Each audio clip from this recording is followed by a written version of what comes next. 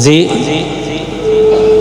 নগাঁও ছোৱালী মহাবিদ্যালয়ৰ 64তম প্ৰতিষ্ঠা দিৱসত মই প্ৰথমতে যিসকল ছাত্ৰীয়ে ইয়াত কোৰাছ পৰিৱেশন কৰিলে তেওঁলোকক মই ধন্যবাদ দিছোঁ যে নগাঁও ছোৱালী কলেজৰ সাংস্কৃতিক ভেটিটো বহুত তেওঁলোকে মজবুত কৰিছে কাৰণ ইয়াত 80-90 গৰাকীমান ছাত্ৰী আছে সকলোৱে যেটো কোৰাছ গাইছে একেমুখে গাইছে মানে মাতটো বেকুৰা হোৱা নাই এটো খুব সহজ কথা নহয় যে এটা ডাঙৰ গ্ৰুপৰ মাজত যেতিয়া এটা কোৰাছ পৰিৱেশন কৰে তেতিয়া কাবাৰ মাতটো অলপ আগুৱাই যায় কাবাৰ পিছুৱাই যায় আগপিছ হয় ইয়াত কিন্তু একেমুখে গাইছে গতিকে মই ধন্যবাদ জনাইছো কৃতজ্ঞতা জনাইছো ছাত্ৰীসকলক আগলৈকো নগাঁও ছোৱালী কলেজৰ সাংস্কৃতিক ভেটিটো মজবুত কৰি ৰাখক যি নহওক আজিৰ এই প্ৰতিষ্ঠা দিৱসত পতাকা উত্তোলন কাৰ্যসূচীত উপস্থিত থকা সন্মানীয় অধ্যক্ষ মহোদয় ডক্টৰ কুলেন চন্দ্ৰ দাস ডাঙৰীয়া উপাধ্যক্ষা সন্মানীয় মৰমী গায়ন ডাঙৰীয়ানী প্ৰমুখ্যে উপস্থিত সন্মানীয় অধ্যাপক অধ্যাপিকাসকল অৱসৰপ্ৰাপ্ত অধ্যাপক অধ্যাপিকাসকল কলেজৰ অনাশিক্ষক কৰ্মচাৰীসকল মোৰ মৰমৰ ছাত্ৰী একতা সভাৰ সদস্যবৃন্দ প্ৰমুখ্যে ছাত্ৰীসকল NSS আৰু NCCৰ ভলণ্টিয়াৰসকল আৰু সংবাদ মাধ্যমৰ লগত জড়িত সাংবাদিক বন্ধুসকল সকলোলৈকে মই প্ৰতিষ্ঠা দিৱসৰ শুভেচ্ছা জনাইছোঁ আন্তৰিক কৃতজ্ঞতা জনাইছোঁ আৰু আপোনালোকে ইয়াত উপস্থিত থকাৰ বাবে সকলোকে ধন্যবাদ জ্ঞাপন কৰিছোঁ আমি সকলোৱে জ্ঞাত যে 1962 চনৰ 12 ছেপ্টেম্বৰ তাৰিখে নগাঁৱৰ কেইগৰাকীমান শিক্ষানুৰাগী আৰু সমাজকৰ্মী ব্যক্তিয়ে নগাঁৱত ছাত্ৰীসকলৰ উচ্চ শিক্ষাৰ অনুষ্ঠানৰ অভাৱ অনুভৱ কৰি কলঙৰ পাৰত এই মহাবিদ্যালয়খন স্থাপন কৰিছিল সেই সময়ৰ চালুকীয়া অৱস্থাৰ পৰাই নানা আলৈ আহুকাল ঘাত প্ৰতিঘাতৰ মাজেৰে আহি আজি 64 বছৰত ভৰি দিলে এই অনুষ্ঠানটোত এই দীঘলীয়া যেটো পৰিক্ৰমা এই পৰিক্ৰমাটোৱে অস্তিত্ব বজাই ৰাখাটোৱে নগাঁৱত ইষ্টি শিক্ষাৰ অগ্ৰগতিৰ পৰিচয় দিয়ে মই সেই মহান ব্যক্তিসকলক যিসকলে 1962 চনতে এই ইষ্টি শিক্ষাৰ অনুষ্ঠানটো প্ৰতিষ্ঠা কৰিছিল সেইসকলক আজিৰ এই শুভ মুহূৰ্তত আন্তৰিক ধন্যবাদ জ্ঞাপন কৰিছোঁ শ্ৰদ্ধাৰে সোঁৱৰিছোঁ আমি সকলোৱে জানো যে প্ৰতিষ্ঠাকালৰ শিক্ষাবিদ গুণী জ্ঞানী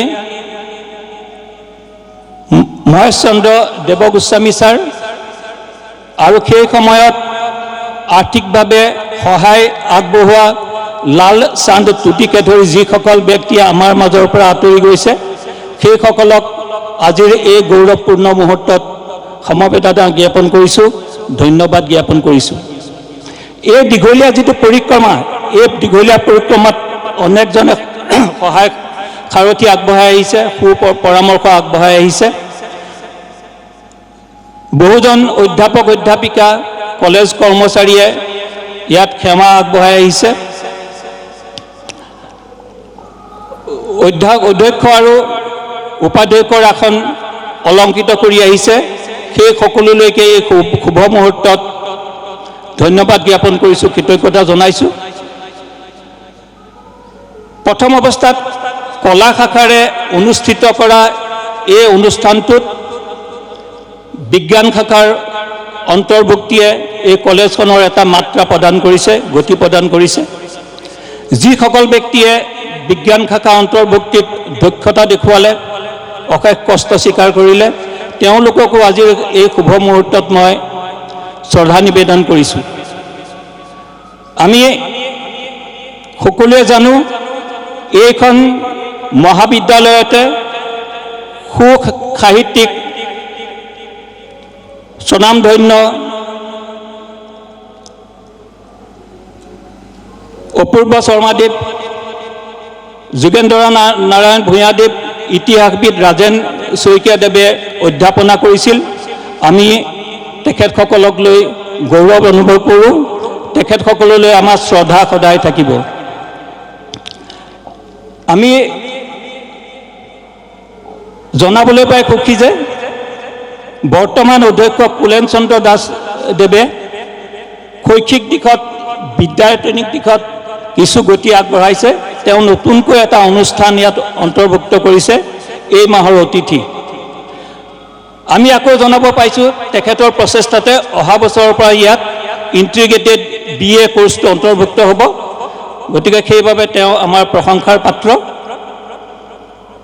যিসকল অধ্যাপক অধ্যাপিকাই গৱেষণা কৰি বৰ্তমানলৈকে শিক্ষাদানৰ উপৰিও PhD ডিগ্ৰী লাভ কৰিছে, তেওঁলোকক আমি ধন্যবাদ জনাইছোঁ। আৰু যিসকল অধ্যাপক অধ্যাপিকাই এতিয়াও গৱেষণাৰ কাম আৰম্ভ কৰা নাই, তেখেতসকলক মই আহ্বান জনাইছোঁ তেখেতলোকে যাতে গৱেষণাৰ কাম আৰম্ভ কৰি বিভিন্ন ৰিচাৰ্চ পেপাৰ, গৱেষণা পত্ৰ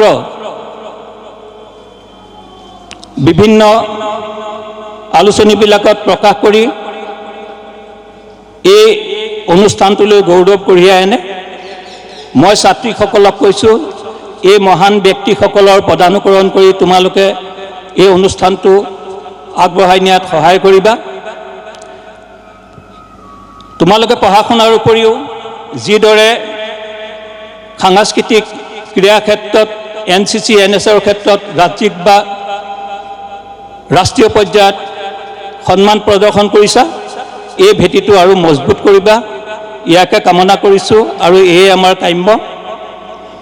সদৌ শেষত মই সকলোলৈকে পুনৰ আজি এই অনুষ্ঠানটোত উপস্থিত থকাৰ বাবে, সফল ৰূপায়ণত সহায় কৰাৰ বাবে ধন্যবাদ জ্ঞাপন কৰিছোঁ, কৃতজ্ঞতা জনাইছোঁ। জয়তু নগাঁও ছোৱালী মহাবিদ্যালয়।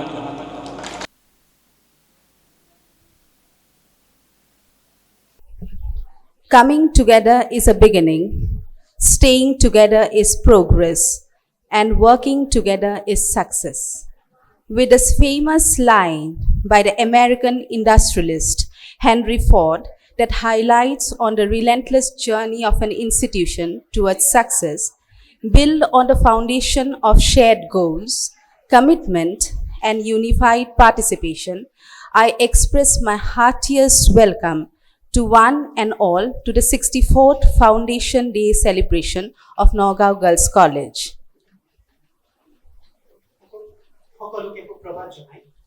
আজি অনুষ্ঠান আৰম্ভ কৰিবলৈ আগবাঢ়িছোঁ। 1962 চনতে প্ৰতিষ্ঠা লাভ কৰা নগাঁও ছোৱালী কলেজৰ 64 সংখ্যক প্ৰতিষ্ঠা দিৱসলৈ সমূহ অতিথিবৃন্দক স্বাগতম জনাইছোঁ। আজিৰ এই মাহেন্দ্ৰখনত আমাৰ মাজত আজি উপস্থিত আছে নগাঁও ছোৱালী কলেজৰ অধ্যক্ষ ডক্টৰ কুলেন চন্দ্ৰ দাসকে প্ৰমুখ্য কৰি নগাঁও ছোৱালী কলেজৰ পৰিচালনা সমিতিৰ সভাপতি ডক্টৰ তুষেশ্বৰ নাথ মহোদয়, মহেশ চন্দ্ৰ দেৱগোস্বামী স্মাৰক বক্তৃতাৰ এই বৰ্ষৰ বক্তা অধ্যাপক উৎপল বৰা মহোদয়, কলেজৰ সমূহ অধ্যাপক অধ্যাপিকা, অনা শিক্ষক কৰ্মচাৰীৰ লগতে অৱসৰপ্ৰাপ্ত অধ্যাপক অধ্যাপিকা আৰু অনা শিক্ষক কৰ্মচাৰী বৃন্দ, লগতে কলেজৰ সমূহ ছাত্ৰী সকলোলৈকে মোৰ প্ৰণিপাত জনাই আজিৰ এই অনুষ্ঠান আমি আৰম্ভ কৰিবলৈ ওলাইছোঁ। We shall begin the auspicious day with the lighting of the lamp and offering floral tribute to our former principal, Mahesh Chandra Dev Goswami. Now I request all our dignitaries to please light the ceremonial lamp. বন্তি প্ৰজ্বলনত অংশগ্ৰহণ কৰা সুধীবৃন্দক ধন্যবাদ জ্ঞাপন কৰিছোঁ। আমি আজিৰ এই পবিত্ৰ দিনটিৰ শুভাৰম্ভ কৰিব বিচাৰিছোঁ এটি লোকগীতৰ মাধ্যমেৰে। মই হিন্দী বিভাগৰ তৃতীয় ষাণ্মাসিকৰ ছাত্ৰী অনিন্দিতা বৰাক তেখেতৰ লোকগীতটি পৰিৱেশন কৰিবলৈ অনুৰোধ জনাইছোঁ।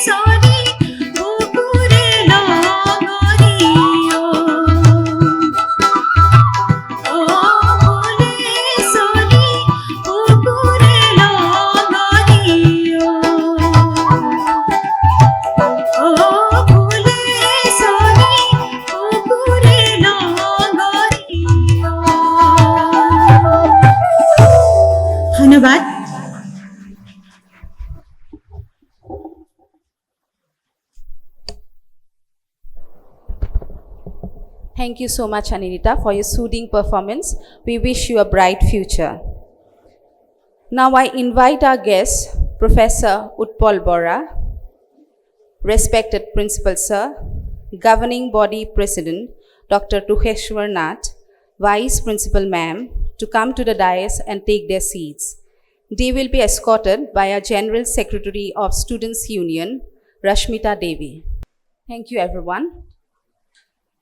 Our Honorable Principal Sir, Dr. Kulen Chandra Das, will be felicitated by Secretary of the Students' Union, Ritoja Chakravarti. Now I request Assistant General Secretary Ankurima Sekya to felicitate GB President Dr. Tukheshwar Nath Sir with a Fulam Gamucha. Thank you. Our Chief Guest Professor Utpal Bora will be felicitated by General Secretary Rashmita Devi with a Fulam Gamucha, a memento, a collection of books, and an ornamental candle prepared by our student Himashri Bora of 3rd semester Department of English.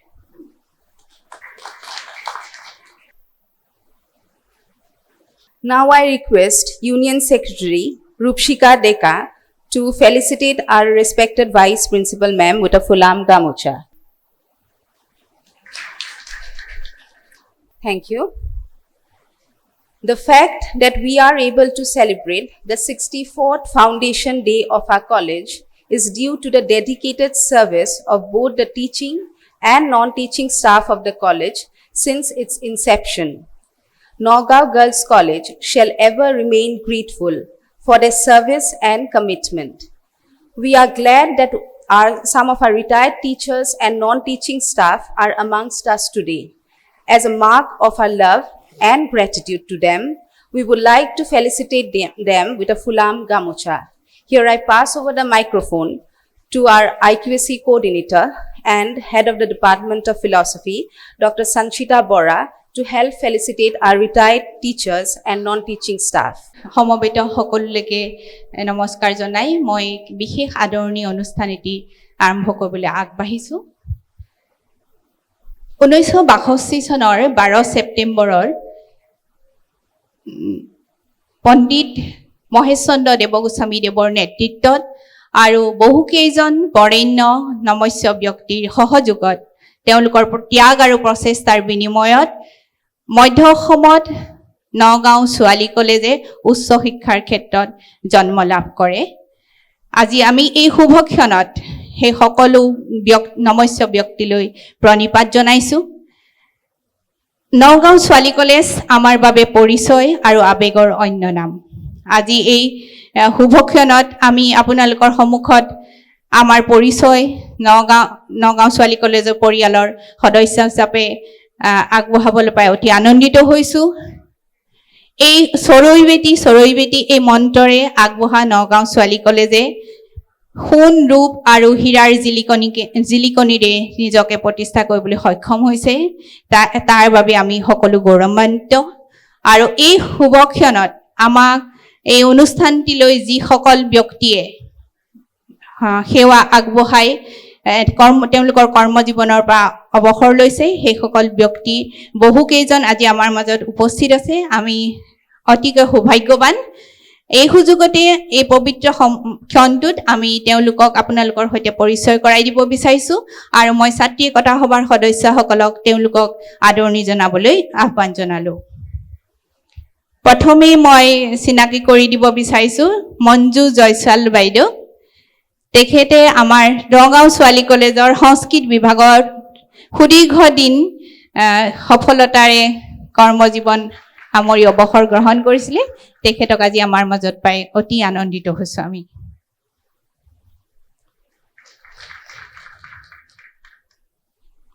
আমাৰ মাজত উপস্থিত আছে ভূগোল বিজ্ঞান বিভাগত সেৱা আগবঢ়াই অৱসৰ গ্ৰহণ কৰা ডক্টৰ ৰজলিন জাহান বাইদেউ তেখেতকো মই আজি অতি আনন্দৰে আদৰণি জনাবলৈ পাই সুখী হৈছো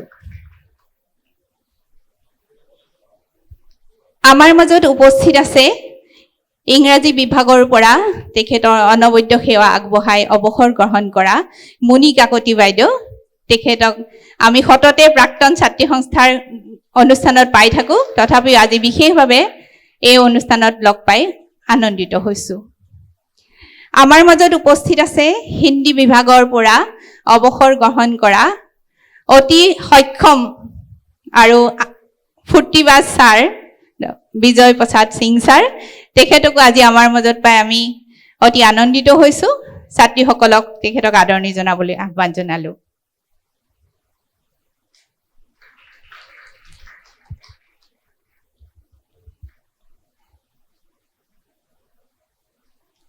অধ্যাপক অধ্যাপিকাৰ লগতে আমি যদিও আমি কৰ্মচাৰী বুলি সম্বোধন কৰিব লগা হয়, তথাপিও আমি নগাঁও ছোৱালী কলেজ এটা পৰিয়ালৰ দৰে থাকোঁ। গতিকে কেইগৰাকীমান ব্যক্তি আমাৰ মাজত এতিয়াও আজি উপস্থিত আছে। সেইসকলৰ ভিতৰত মই দেখিছোঁ আমাৰ কুলেন শইকীয়াদা আছে, তেখেতে গাণনিক বিষয়া হিচাপে আমাৰ কলেজৰ পৰা দীৰ্ঘদিন সেৱা আগবঢ়াই অৱসৰ গ্ৰহণ কৰিছে। মই ছাত্ৰীসকলক তেখেতক আদৰণি জনাবলৈ অনুৰোধ জনালোঁ।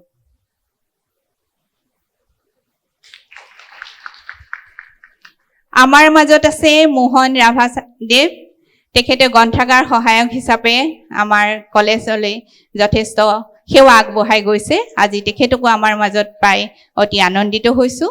মই ছাত্ৰীক সম্বৰ্ধনা জনাবলৈ অনুৰোধ কৰিলোঁ।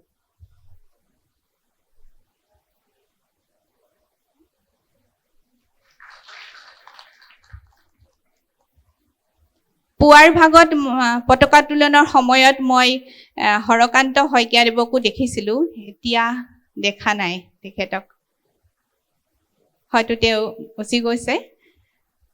আনহাতে আমাৰ আন এগৰাকী প্ৰাক্তন ছাত্ৰী আৰু এটা সময়ত আমাৰ কলেজৰ শিক্ষা বিভাগত সেৱা আগবঢ়োৱা অধ্যাপিকা স্বপ্না নেওগ বাইদেউ আহিছিলে, কিন্তু বিশেষ কামত হয়তো গুচি গৈছে।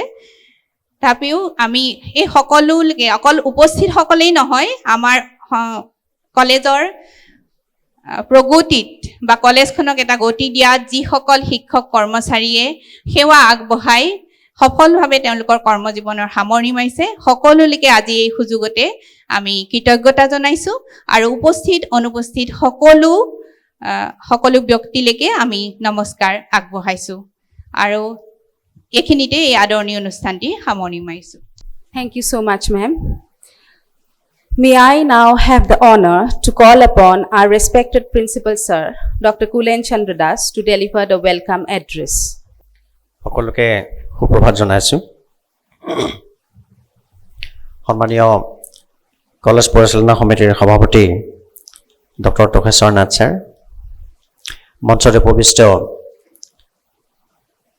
আমাৰ কলেজৰ উপাধ্যক্ষা মৰমী গায়ন বাইদেউ, আৰু আজি ৬৪তম প্ৰতিষ্ঠা দিৱসৰ লগত সংগতি ৰাখি আমি আয়োজন কৰা মহেশ চন্দ্ৰ দেৱগোস্বামী স্মাৰক বক্তৃতা প্ৰদান কৰিবলৈ আমাৰ মাজত আহি উপস্থিত হোৱা ভাৰতীয় প্ৰযুক্তি প্ৰতিষ্ঠান গুৱাহাটীৰ অধ্যাপক ডক্টৰ উৎপল বৰা,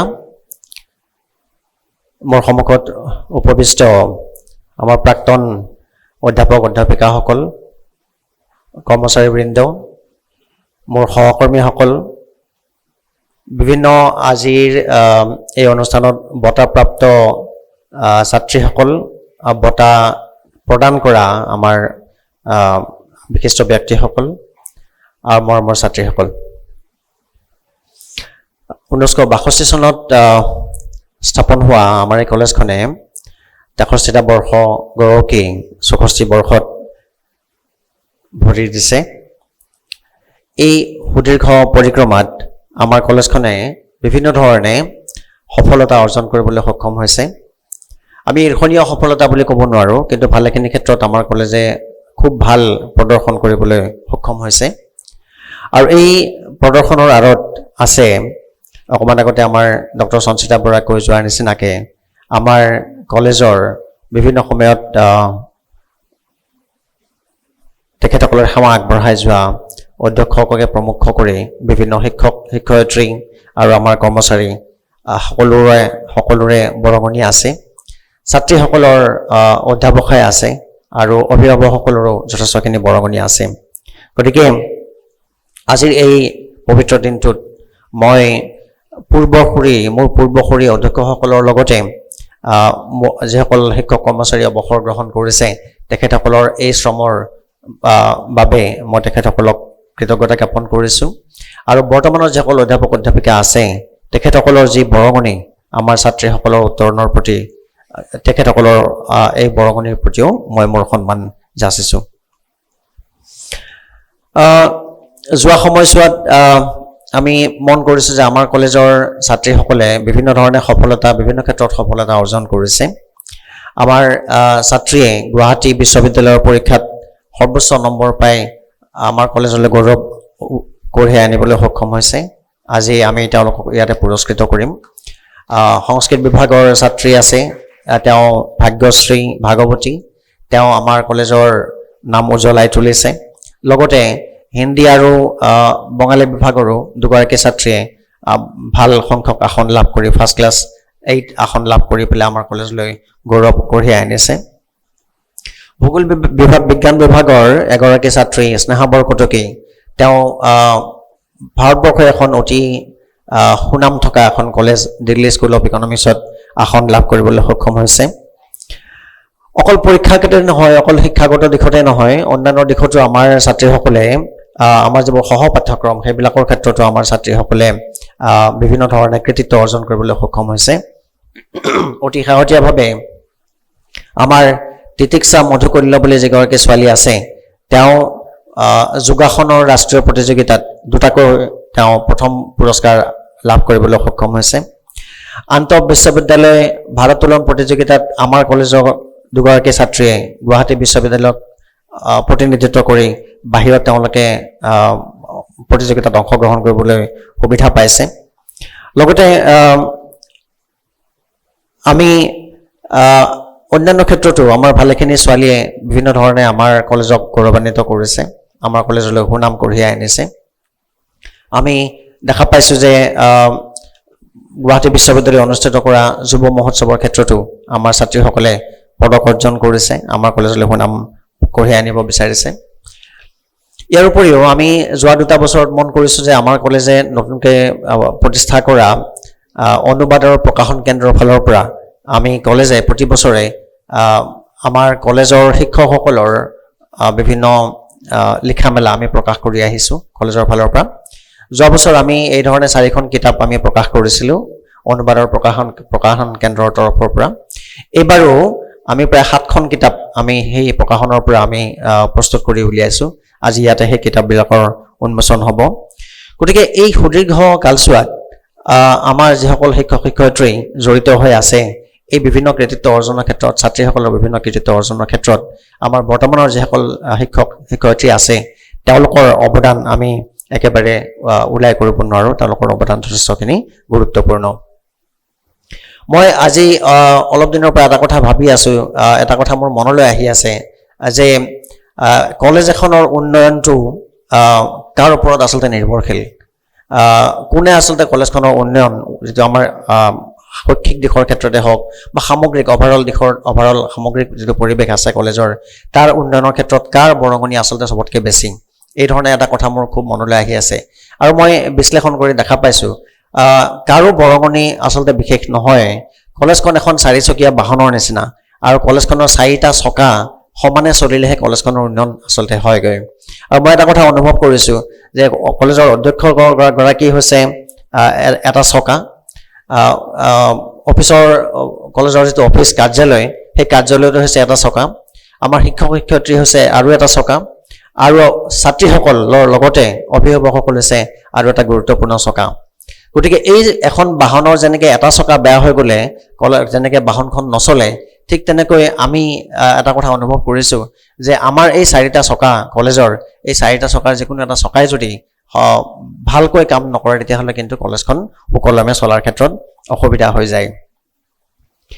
আজি আমি গোটেই পৃথিৱীৰ উন্নয়নৰ ক্ষেত্ৰত আমি যদি চাওঁ বা পৃথিৱীত বিভিন্ন দেশ আছে যিবিলাকে খুব ঈৰ্ষণীয় সাফল্য লাভ কৰিছে, কিছুমান দেশ আছে সাফল্য লাভ কৰিব পৰা নাই, আমি যদি যিবোৰ উন্নত দেশ যিবোৰ আছে আমি তেওঁলোকৰ যদি সাফল্যৰ কথা আমি চিন্তা কৰিবলৈ যাওঁ এই যিটো ঈৰ্ষণীয় সফলতাৰ আঁৰত আমি যদি কাৰণবোৰ বিশ্লেষণ কৰোঁ তেতিয়াহ'লে আমি দুটা কথা আমি খুব স্পষ্টকৈ আমি জানো বা বুজি পাম সেইটো হ'ল যে মানৱ সম্পদ অবিহনে কোনো এখন দেশে কিন্তু কোনো ধৰণে ঈৰ্ষণীয় সফলতা লাভ কৰিবলৈ সক্ষম হোৱা নাই আমি যিকোনো দেশৰ নাম ল'লে যিকোনো উন্নত দেশৰ নাম ল'লে এই কথাটো আমাৰ মনলৈ প্ৰথমতে আহে এতিয়া মানৱ সম্পদ বুলি ক'লে আমি কি বুজো মানুহ নেকি অকল মানুহকে আমি মানৱ সম্পদ বুলি ক'ব নোৱাৰোঁ বা অকল মানুহকে আমি গুণগত মানদণ্ডৰ মানৱ সম্পদ বুলি আমি ক'ব নোৱাৰোঁ মানুহক আমি সম্পূৰ্ণভাৱে শিক্ষিত প্ৰশিক্ষিত আৰু মানুহৰ উন্নত স্বাস্থ্য যেতিয়া হয় তেতিয়া আচলতে মানুহ সম্পদলৈ পৰিগণিত হয় গতিকে আমি আমাৰ নিচিনা যিবোৰ কলেজ আছে আমি এই কলেজবোৰ হৈছে মানৱ সম্পদ গঢ়াৰ একোটা কাৰখানা গতিকে কোনো মানুহকে উপযুক্তভাৱে শিক্ষিত কৰি নতুলিলে উপযুক্তভাৱে প্ৰশিক্ষিত কৰি নতুলিলে বা তেওঁলোকৰ স্বাস্থ্য যদি ভাল নহয় তেতিয়াহ'লে আমি তেওঁলোকক মানৱ সম্পদ বুলি আমি ক'ব নোৱাৰিম আৰু এই মানৱ সম্পদ অবিহনে আচলতে অৰ্থনৈতিক উন্নয়ন কোনো কাৰণতে সম্ভৱ নহয় কাৰণ আমি এটা কথা জানো যে মানুহেই হৈছে উৎপাদনৰ একমাত্ৰ সক্ৰিয় আহিলা আৰু মানুহ নাথাকিলে আমি কোনো কাৰণতে এই ধৰণৰ উন্নয়নৰ কথা আমি চিন্তা কৰিব নোৱাৰোঁ আজিৰ তাৰিখত আমি যদি গোটেই পৃথিৱীলৈ চাওঁ খুব শেহতীয়াভাৱে খুব গুৰুত্বপূৰ্ণ কথা কেইটামানে আমাৰ গোটেই পৃথিৱীত দোলা দি আছে সেইটো হ'ল তাৰ এটা মূল কাহিনী হ'ল বাণিজ্য যুদ্ধ আমি দেখা পাইছোঁ যে চীন দেশ আৰু আমেৰিকাৰ মাজত এখন বিৰাট ডাঙৰ বাণিজ্য যুদ্ধ চলি আছে আৰু তাৰ ফলত ভালেখিনি দেশ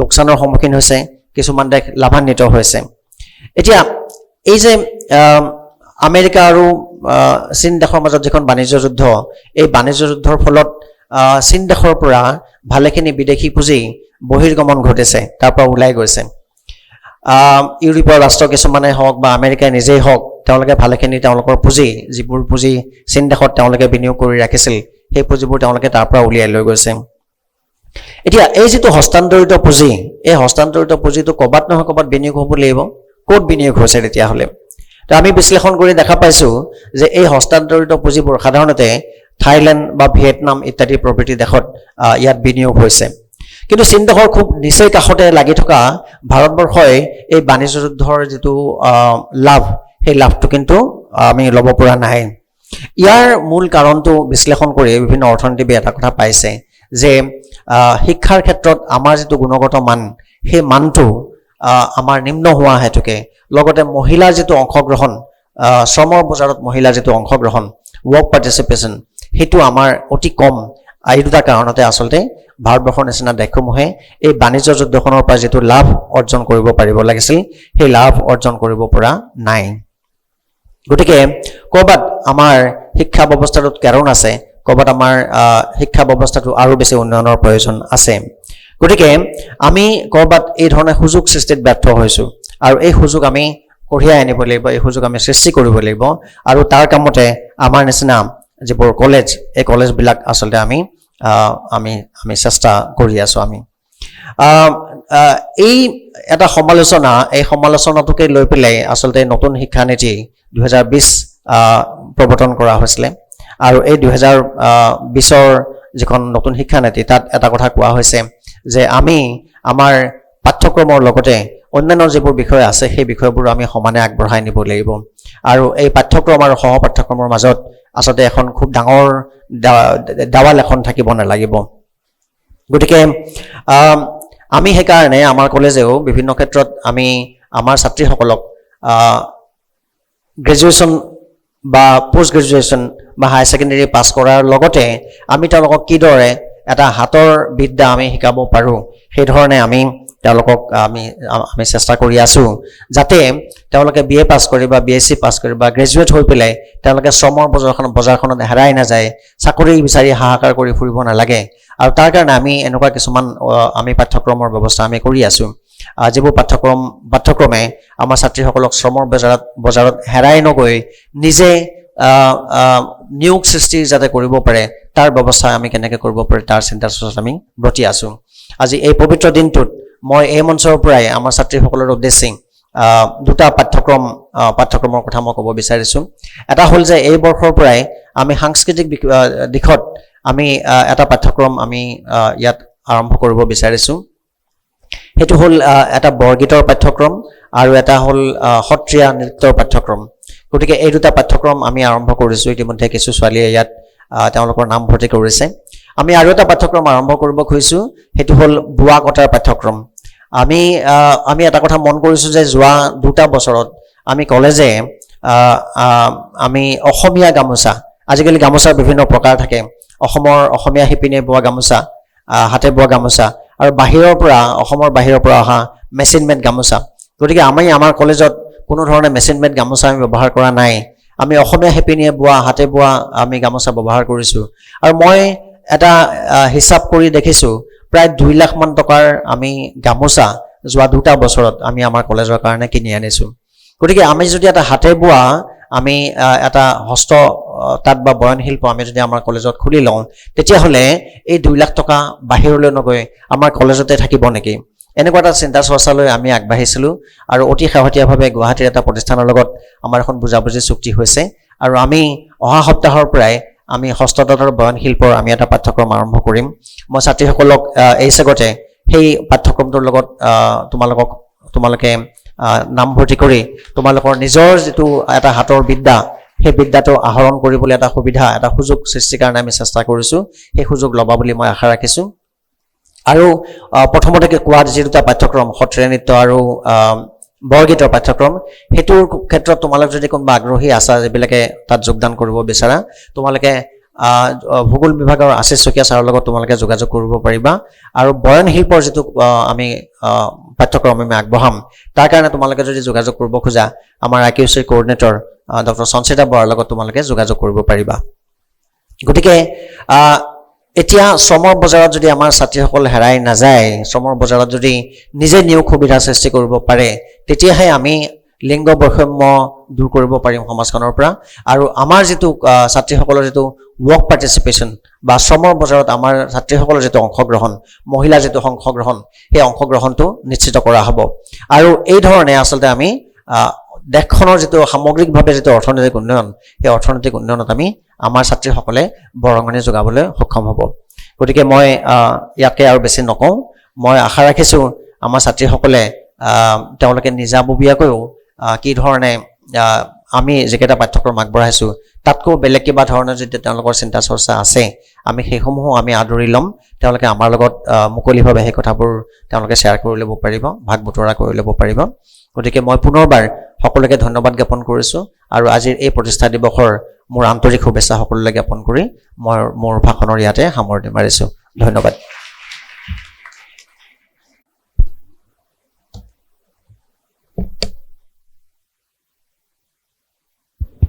অধ্যক্ষ মহোদয়ক ধন্যবাদ জ্ঞাপন কৰিছোঁ। আমি এইখিনিতে আৰু এটি বিশেষ সম্বৰ্ধনা অনুষ্ঠানলৈ আমি আগবাঢ়িব বিচাৰিছোঁ।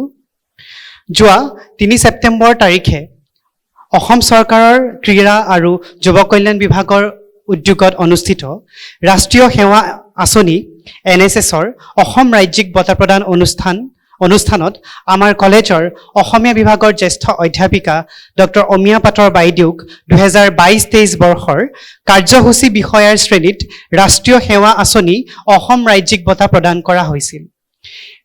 এই আপাহতে আমি কলেজ কৰ্তৃপক্ষৰ ফালৰ পৰা বাইদেউক এটি সম্বৰ্ধনা জ্ঞাপন কৰিব বিচাৰিছোঁ। মই ডক্টৰ অমিয়া পাটৰ বাইদেউক মঞ্চলৈ আহিবলৈ অনুৰোধ জনাইছোঁ। ডক্টৰ অমিয়া পাটৰ বাইদেউক সম্বৰ্ধনা জ্ঞাপন কৰিব নগাঁও ছোৱালী কলেজ পৰিচালনা সমিতিৰ সভাপতি ডক্টৰ তুষেশ্বৰ নাথ ছাৰে। এই সম্বৰ্ধনাত আছে এখনি ফুলাম গামোচা, এখনি শৰাই আৰু এটি কিতাপৰ টোপোলা।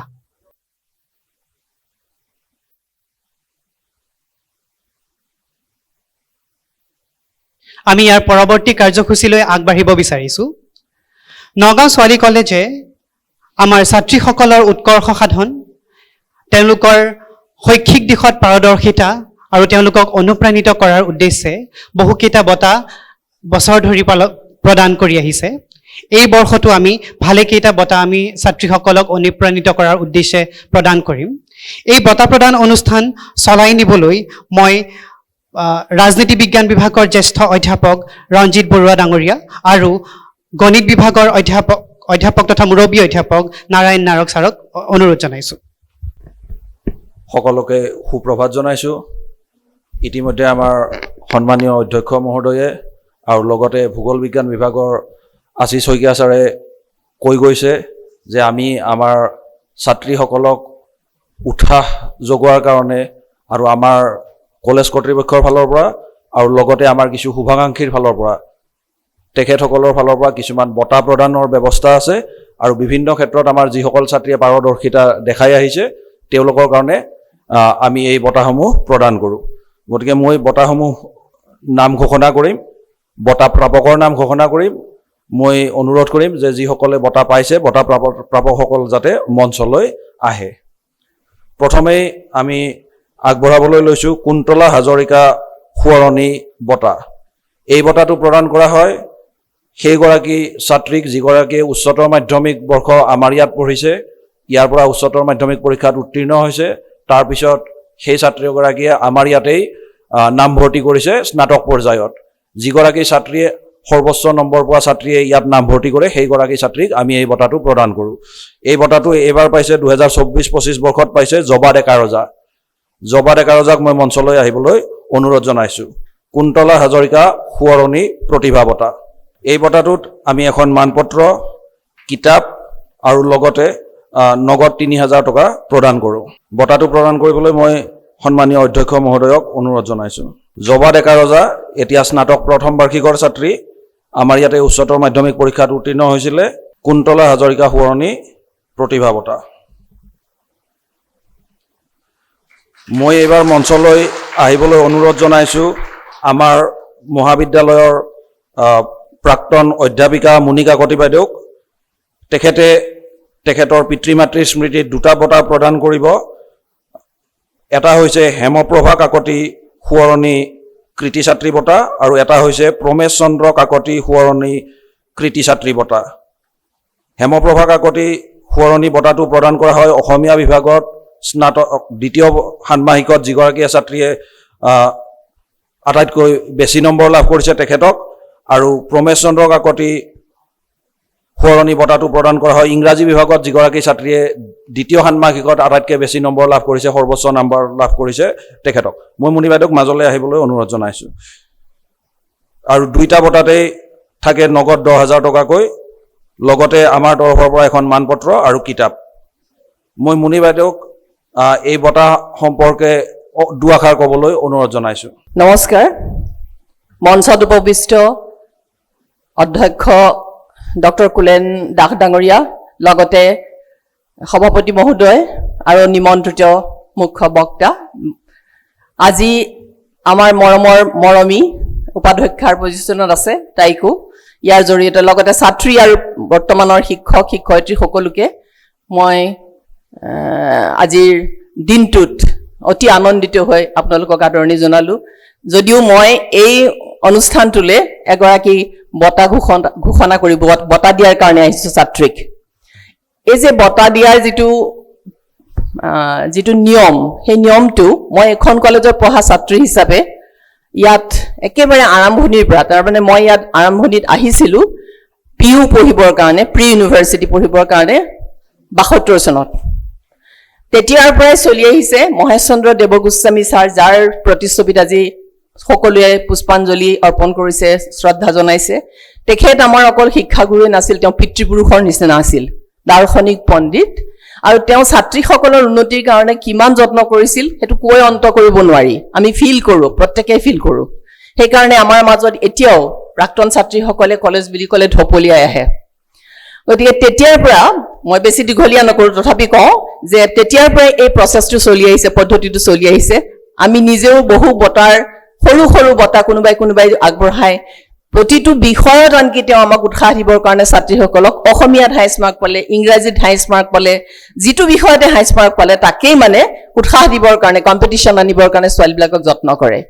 হোষ্টেল স্থাপন কৰিছিল, হোষ্টেলত ছোৱালীবিলাকে ৰান্ধি বাঢ়ি খায় কেনেকৈ নিজৰ কামখিনি নিজে কৰিব পাৰে তাৰ কাৰণে তেওঁ হোষ্টেলত গেছৰ ব্যৱস্থা কৰিছিল। গেছ চিলিণ্ডাৰ দিছিল, এজনীয়ে এটা ৰুমত থকা 4জনী ছোৱালীৰ মাজত ভাগ ভাগকৈ, যাতে কোঅপাৰেশ্যনটো হয় ছোৱালীৰ মাজত, বাই ভনীৰ মাজত যাতে সম্পৰ্কটো বাঢ়ে তেনেকুৱা ধৰণৰ এটা আইডিয়াৰে তেওঁ গোটেই ছোৱালীবিলাকক চলাব খুজিছিল, এটা শান্তি নিকেতনী ষ্টাইল। খুব ভাল লাগিছিল ছাৰৰ সেইবোৰ। এতিয়াও আমি ছাৰৰ কথা মনত পেলাওঁ। এইখন কলেজত পঢ়িবলৈ মোক মোৰ মা আৰু দেউতাই কিয় চিলেক্ট কৰিলে? যিহেতু বিজ্ঞান পঢ়িবলৈ মন আছিল, বিজ্ঞান পঢ়িব নোৱাৰিলোঁ, কটন কলেজত নামভৰ্তি কৰিবলৈ সুবিধা পায়ো যাব নোৱাৰিলোঁ। তেতিয়া ইন প্ৰটেষ্ট মই ভাবিলোঁ যে নগাঁও ছোৱালী কলেজতে পঢ়িম, কাৰণ ইয়াতে আহি মই মেট্ৰিক পৰীক্ষা দিছিলোঁ। আৰু মেট্ৰিক পৰীক্ষা দিয়াৰ সময়ত ইয়াত দুজন শিক্ষকে খুব এট্ৰেক্ট কৰিছিলে, doctor Mahendra Ahom sir, doctor নহয়, আৰু ডক্টৰ ৰাজেন শইকীয়া ছাৰ। তেওঁলোকে পৰীক্ষা হলত পৰীক্ষা দি থাকোঁতে, আমি তেতিয়া মেট্ৰিক পৰীক্ষা ইয়াত দিবলৈ আহিব লাগে, নিজৰ নিজৰ স্কুলত চেণ্টাৰ নাই। মই গাঁৱৰ ছোৱালী, বৰকলা গাঁৱৰ, তাৰ পৰা ইয়ালৈ আহিছিলোঁ চেণ্টাৰ গাৰ্লছ কলেজত। এই পৰীক্ষা দিয়া সময়তে ছাৰহঁতে হাতৰ আখৰ যেতিয়া লিখি থাকে চাই পেলাই মন কৰে কোনজনী ছোৱালীক ধৰিব লাগিব কলেজত এডমিশ্যন দিবলৈ। তেতিয়া ছোৱালীৰ সংখ্যা খুব কম। তেতিয়া কৈছিলে, এই ছোৱালী তই পাছ কৰিলে ইয়ালৈ আহিবি পঢ়িবলৈ। সেই কথাষাৰৰ কাৰণে ইয়ালৈ আহিছিলোঁ আৰু ইয়াতে পঢ়ি ইংৰাজী বিভাগত একমাত্ৰ ময়ে আছিলোঁ ছাত্ৰী। মই ইংৰাজী বিভাগত পাছ কৰি পেলাই ইয়াৰ পৰা ওলাই গ'লোঁ। ইংৰাজী পঢ়িবৰ কাৰণে মোৰ কোনো বেকগ্ৰাউণ্ড নাছিল। গাঁৱৰ স্কুলত পঢ়িছোঁ, গাঁৱলীয়া স্কুলত কেনেকুৱা ধৰণৰ শিক্ষা হয়, কোনো এজন ছাৰে খুব ভালকে ইমপ্ৰেছ কৰাৰ কাৰণে, ইংৰাজী পঢ়োৱাৰ কাৰণে, বৃন্দামন বৰা ছাৰ, তেখেত এতিয়া নাই, তেখেতে ধুনীয়া ধুনীয়া শ্বেক্সপিয়াৰৰ কাহিনীবোৰ কোৱাৰ কাৰণে খুব বেছি আনন্দিত হৈছিলোঁ যে এইবিলাক কাহিনী ইংৰাজী পঢ়িলেই পাব পাৰি। গতিকে ইংৰাজী পঢ়াৰ সেইটোৱে একমাত্ৰ আগ্ৰহত ইংৰাজী পঢ়িবলৈ আহিছিলোঁ। গতিকে আজি মই মোৰ দেউতা প্ৰমেশ চন্দ্ৰ কাকতিৰ নামত এই ইংৰাজীত যিগৰাকী ছাত্ৰীয়ে দ্বিতীয় ষান্মাসিকত সৰ্বোচ্চ নম্বৰ পাব, তেওঁক মই অনুপ্ৰাণিত কৰাৰ কাৰণে দেউতাৰ হৈ প্ৰমেশ চন্দ্ৰ কাকতি বঁটাটো দিব খুজিছোঁ। আৰু মোৰ মা পঢ়া শুনা বিশেষ নাছিল, ক্লাছ 6লৈকে পঢ়িছিল, কিন্তু ইমান আৰ্টিকুলেট আছিল আখৰ লিখোৱাত, উচ্চাৰণ কৰাত আৰু বানান শুদ্ধকৈ লিখাত, যে তেওঁৰ কাৰণে অসমীয়া ভাষাটোত মই তেতিয়াৰ পৰা ভাল পাবলৈ, নিজৰ মাতৃভাষাটোক সকলোৱে ভাল পায়, কিন্তু শুদ্ধভাৱে ক'বলৈ শিকিবলৈ যত্ন কৰিছিলোঁ। গতিকে মই তেনেকৈ উৎসাহিত কৰিব খুজিছোঁ এগৰাকী ছাত্ৰীক, যিগৰাকী ছাত্ৰীয়ে অসমীয়া ভাষাটোত নম্বৰ যাতে বেছি নম্বৰ পায়, তেওঁক মই উৎসাহিত কৰিব খুজিছোঁ। সেইকাৰণে মই মাৰ নামত এই বঁটাটো দিছোঁ, হেমপ্ৰভা কাকতি বঁটা। এইটোৱে হ'ল মোৰ বঁটা দিয়াৰ বেকগ্ৰাউণ্ড। এতিয়া ছাত্ৰী দুয়োগৰাকীক ইমানকে কয় মোৰ মা আৰু দেউতাৰ নামত দিয়া এই বঁটাকেইটাৰ এটা পৰিচয় দাঙি ধৰিলোঁ। সদায় এই পৰিচয়টো দাঙি ধৰা নহয়, কিন্তু এইটো যিহেতু এবাৰ প্ৰথম মই ইনষ্টল কৰিছোঁ, সেইকাৰণে মই তেওঁলোকৰ কাৰণে এটা সামান্য উপহাৰ উৎসাহ দিবৰ কাৰণে আগবঢ়াইছোঁ। হেমপ্ৰভা কাকতি স্মাৰক যিটো আমাৰ বঁটা আছে, সেই বঁটাটো লাভ কৰিছে ৰশ্মি কিষাণ, অসমীয়া বিভাগৰ। ৰশ্মি কিষাণক মই মঞ্চলৈ আহিবলৈ অনুৰোধ জনাইছোঁ। আৰু বঁটাটো প্ৰদান কৰিব মুনি বাইদেৱে নিজে, আৰু মই আমাৰ মাননীয় অধ্যক্ষ মহোদয়ক সহযোগ কৰিবলৈ অনুৰোধ জনাইছোঁ। এখন মানপত্ৰ, কিতাপ আৰু 10,000 টকাৰ চেক।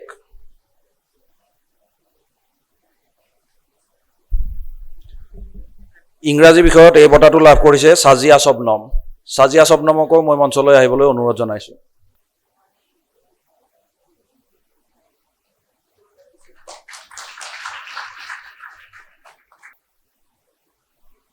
ইয়াৰ পিছত আমি আগবঢ়াম মুক্তাৰাম গায়ন প্ৰতিভা বঁটা। এই বঁটাটো আগবঢ়োৱা হয় দ্বিতীয় ষান্মাসিকত যিগৰাকী ছাত্ৰীয়ে সৰ্বোচ্চ নম্বৰ পায় আমাৰ মহাবিদ্যালয়ৰ ছাত্ৰীসকলৰ ভিতৰত, সেইগৰাকী ছাত্ৰীক আমি এই বঁটাটো আগবঢ়াওঁ। 2024-25 বৰ্ষত এই বঁটাটো লাভ কৰিছে ইলিমা বেইপি, অৰ্থনীতি বিভাগৰ ইলিমা বেইপি। ইলিমা বেইপিক মই মঞ্চলৈ আহিবলৈ অনুৰোধ জনাইছোঁ। আৰু এই বঁটাটো প্ৰদান কৰিবলৈ আমাৰ পৰিচালনা সমিতিৰ সভাপতি ডক্টৰ তোষেশ্বৰ নাথ ছাৰক অনুৰোধ জনাইছোঁ। মুক্তাৰাম গায়ন প্ৰতিভা বঁটা, বঁটা প্ৰাপক ইলিমা বেইপি, বঁটা প্ৰদান কৰিব তোষেশ্বৰ নাথ ছাৰে। ইয়াৰ পিছত আমি আগবঢ়াম ভানু পদ্মাৱতী প্ৰতিভা বঁটা। এই বঁটাটো আগবঢ়োৱা হয় অৰ্থনীতি বিভাগত ষষ্ঠ ষান্মাসিকত যিগৰাকী ছাত্ৰীয়ে চূড়ান্ত পৰীক্ষাত যিগৰাকী ছাত্ৰীয়ে সৰ্বোচ্চ নম্বৰ লাভ কৰে, সেইগৰাকী ছাত্ৰীক 2024-25 বৰ্ষত এই বঁটা লাভ কৰিছে ডেংমিৰ বেইপি। ডেংমিৰ বেইপিক মই মঞ্চলৈ আহিবলৈ অনুৰোধ জনাইছোঁ। ভানু পদ্মাৱতী বাইদেউ আমাৰ মহাবিদ্যালয়ৰ অৰ্থনীতি বিভাগৰ অধ্যাপিকা আছিলে। এই বঁটাটো প্ৰদান কৰিবলৈ মই আমাৰ বিশিষ্ট অতিথি উৎপল বৰা ছাৰক অনুৰোধ জনাইছোঁ। ভানু পদ্মাৱতী প্ৰতিভা বঁটা, এখন মানপত্ৰ, কিতাপৰ টোপোলা আৰু লগতে নগদ ৭,৫০০ টকা। এইবাৰ আমি আগবঢ়াবলৈ লৈছোঁ মালতী বৰা প্ৰতিভা বঁটা। আমাৰ শিক্ষা বিভাগৰ অধ্যাপিকা আছিল মালতী বাইদেউ, তেখেতে এই বঁটাটো প্ৰদান কৰি থৈ গৈছিলে। শিক্ষা বিভাগত যিগৰাকী ছাত্ৰীয়ে চূড়ান্ত পৰীক্ষাত সৰ্বোচ্চ নম্বৰ পায় তেওঁক এই বঁটাটো আগবঢ়োৱা হয়। আফৰোজা বেগমক মই মঞ্চলৈ আহিবলৈ অনুৰোধ জনাইছোঁ। শিক্ষা বিভাগৰ শিক্ষা বিষয়ক যিটো গুৰু বিষয়ত সৰ্বোচ্চ নম্বৰ প্ৰাপ্ত, গুৱাহাটী বিশ্ববিদ্যালয়ৰ চূড়ান্ত পৰীক্ষাত সৰ্বোচ্চ নম্বৰ প্ৰাপ্ত শিক্ষা বিভাগৰ পৰা মালতী বৰা প্ৰতিভা বঁটা। এই বঁটাটো আগবঢ়াবলৈ মই আমাৰ উপাধ্যক্ষা মৰমী গায়ন বাইদেউক অনুৰোধ জনাইছোঁ।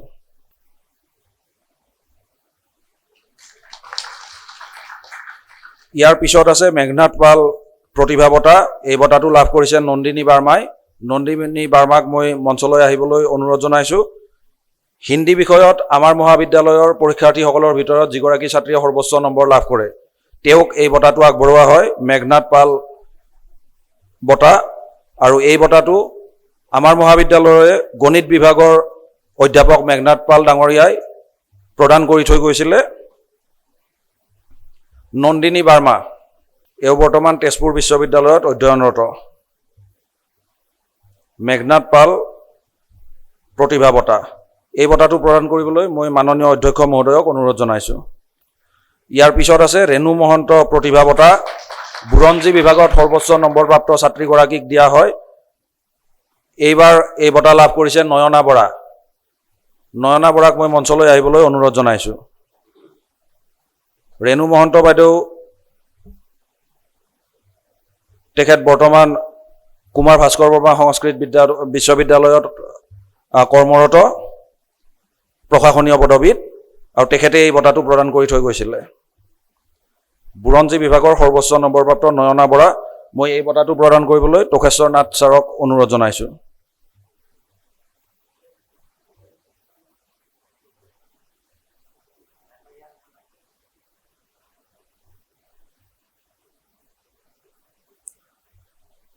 ইয়াৰ পিছত আছে ৰেখা দাসগুপ্তা মেৰিট এৱাৰ্ড। দৰ্শন বিভাগত সৰ্বোচ্চ নম্বৰপ্ৰাপ্ত ছাত্ৰীগৰাকীক এই বঁটা প্ৰদান কৰা হয়। ৰেখা দাসগুপ্তা বাইদেউ আমাৰ মহাবিদ্যালয়তে কৰ্মৰত আছিলে আৰু তেখেতে এই বঁটাটো প্ৰদান কৰিছিল। 2025 চনৰ এই বঁটাটো লাভ কৰিছে আইনাই মাৰ্জিয়া চুলতানা, দৰ্শন বিভাগৰ। এই বঁটাটো প্ৰদান কৰিবলৈ মই উৎপল বৰা ছাৰক অনুৰোধ জনাইছোঁ। ইয়াৰ পিছত আছে উদ্যমী বঁটা। ৰাজনীতি বিজ্ঞান বিভাগত সৰ্বোচ্চ নম্বৰপ্ৰাপ্ত ছোৱালীগৰাকীক এই বঁটা প্ৰদান কৰা হয় আৰু এই বঁটাটো আমাৰ বিভাগৰ তৰফৰ পৰাই প্ৰদান কৰা হয়। এই বঁটাটো এইবাৰ লাভ কৰিছে কনিষা দত্ত। সম্ভৱ তেওঁ অনুপস্থিত, কাৰণ তেওঁ বেনাৰস হিন্দু ইউনিভাৰ্চিটিত অধ্যয়নৰত বৰ্তমান। তেওঁৰ দেউতাক অহা কথা আছিলে, যদি দেউতাক আহিছে মই মঞ্চলৈ আহিবলৈ অনুৰোধ জনাইছোঁ। কনিষা দত্তৰ পিতৃ যদি আছে উপস্থিত। ইয়াৰ পিছত আছে চিকুনি কলিতা সোঁৱৰণী প্ৰতিভা বঁটা। এই বঁটাটো প্ৰদান কৰিবলৈ মই এই বঁটাৰ দাতা গীতা কলিতা বাইদেউক মঞ্চলৈ আহিবলৈ অনুৰোধ জনাইছোঁ। গীতা কলিতা বাইদেউ আমাৰ মহাবিদ্যালয়ৰ প্ৰাক্তন ছাত্ৰী। তেখেতৰ মাতৃৰ সোঁৱৰণত এই বঁটা প্ৰদান কৰি আহিছে। বাইদেউক এখন ফুলাম গামোচাৰে সম্বৰ্ধনা জনাবলৈ মই সহকৰ্মী নাৰায়ণ নায়কক অনুৰোধ জনাইছোঁ। সংস্কৃত বিভাগত সৰ্বোচ্চ নম্বৰপ্ৰাপ্ত ছাত্ৰীগৰাকীক এই বঁটা প্ৰদান কৰা হয়। যোৱাবাৰ বিশেষ অসুবিধাৰ বশতঃ এই বঁটাটো প্ৰদান কৰা হোৱা নাছিল, সেইকাৰণে আমি এইবাৰ দুগৰাকী ছাত্ৰীক বাছনি কৰিছোঁ। 2024 বৰ্ষৰ কাৰণে এই বঁটা লাভ কৰিছে ডিম্পী শৰ্মা। ডিম্পী আছা যদি আহিব লাগে। 2024 বৰ্ষৰ বাবে ডিম্পী শৰ্মাই এই বঁটা লাভ কৰিছে। এখন মানপত্ৰ, কিতাপ আৰু নগদ 5,000 টকা। মই গীতা কলিতা বাইদেউক এই বঁটাটো প্ৰদান কৰিবলৈ অনুৰোধ জনাইছোঁ। মই মাননীয় অধ্যক্ষ মহোদয়ক সহযোগিতা কৰিবলৈ অনুৰোধ জনাইছোঁ। 2025 বৰ্ষৰ বাবে এই বঁটা লাভ কৰিছে ভাগ্যশ্ৰী ভাগৱতী। ভাগ্যশ্ৰীকো মই মঞ্চলৈ আহিবলৈ অনুৰোধ জনাইছোঁ। এইখিনিতে আমি উল্লেখ কৰিবলৈ পাই আনন্দিত হৈছোঁ যে গীতা বাইদেউ নিজেও এইবাৰ এটা বিশেষ বঁটা লাভ কৰিছে। তৃতীয় বৰ্ষপূৰ্তি অধিৱেশনত এই বঁটা প্ৰদান কৰা হৈছিল লয়ন প্ৰকাশনৰ তৰফৰ পৰা, লয়ন কথা শিল্প বঁটা 2025। গতিকে বাইদেউৰ হৈও এটা হাত চাপৰি দিবলৈ মই অনুৰোধ কৰিছোঁ সকলোকে। এয়া ভাগ্যশ্ৰী ভাগৱতী।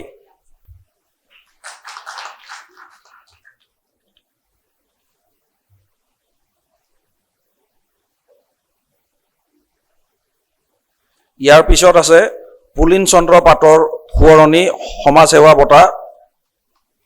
আমাৰ মহাবিদ্যালয়ৰে অধ্যাপিকা অমিয়া পাটৰ বাইদেৱে তেখেতৰ প্ৰয়াত পিতৃৰ সোঁৱৰণত এই বঁটা প্ৰদান কৰি আহিছে।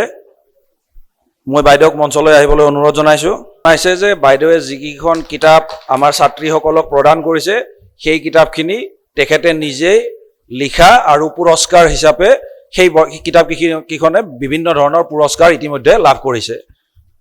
বাইদেউক মই ধন্যবাদ জনাইছোঁ। এতিয়া আমি আগবাঢ়িছোঁ পুলিন চন্দ্ৰ পাটৰ সোঁৱৰণী সমাজ সেৱা বঁটা। এই বঁটাটো লাভ কৰিছে ববীমণি শইকীয়া। এই বঁটাটো প্ৰদান কৰা হয় আমাৰ এই মহাবিদ্যালয়ৰ ৰাষ্ট্ৰীয় সেৱা আঁচনিৰ যিসকল ছাত্ৰী থাকে, ভলণ্টিয়াৰ থাকে, তেখেতসকলৰ মাজৰ পৰা যিগৰাকীয়ে বিশেষ পাৰদৰ্শিতা প্ৰদৰ্শন কৰিব পাৰে সেই ছোৱালীজনীক। ববীমণি শইকীয়া, পুলিন চন্দ্ৰ পাটৰ সোঁৱৰণী সমাজ সেৱা বঁটা।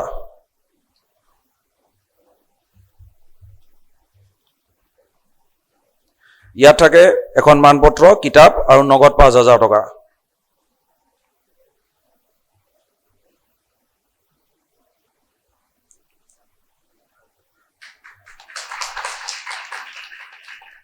বাইদেৱে তেখেতৰ প্ৰয়াত পিতৃৰ নামত আৰু এটা বঁটা প্ৰদান কৰে, পুলিন চন্দ্ৰ পাটৰ সোঁৱৰণী প্ৰতিভা বঁটা। অসমীয়া বিভাগত অসমীয়া বিষয়ত যিগৰাকী ছাত্ৰীয়ে সৰ্বোচ্চ নম্বৰ পায় চূড়ান্ত পৰীক্ষাত গুৱাহাটী বিশ্ববিদ্যালয়ৰ, তেখেতক এই বঁটা প্ৰদান কৰা হয়। এই বছৰ এই বঁটা লাভ কৰিছে ইন্দিৰা লস্কৰ। ইন্দিৰা লস্কৰক মই মঞ্চলৈ আহিবলৈ অনুৰোধ জনাইছোঁ।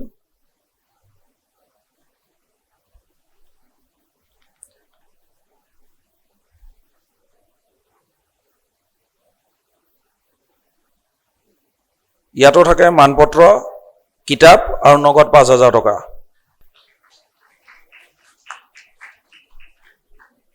ইয়াৰ পিছত আমি আগবঢ়াম ডক্টৰ ৰাজেন্দ্ৰ প্ৰসাদ জয়ছোৱাল সোঁৱৰণী প্ৰতিভা বঁটা।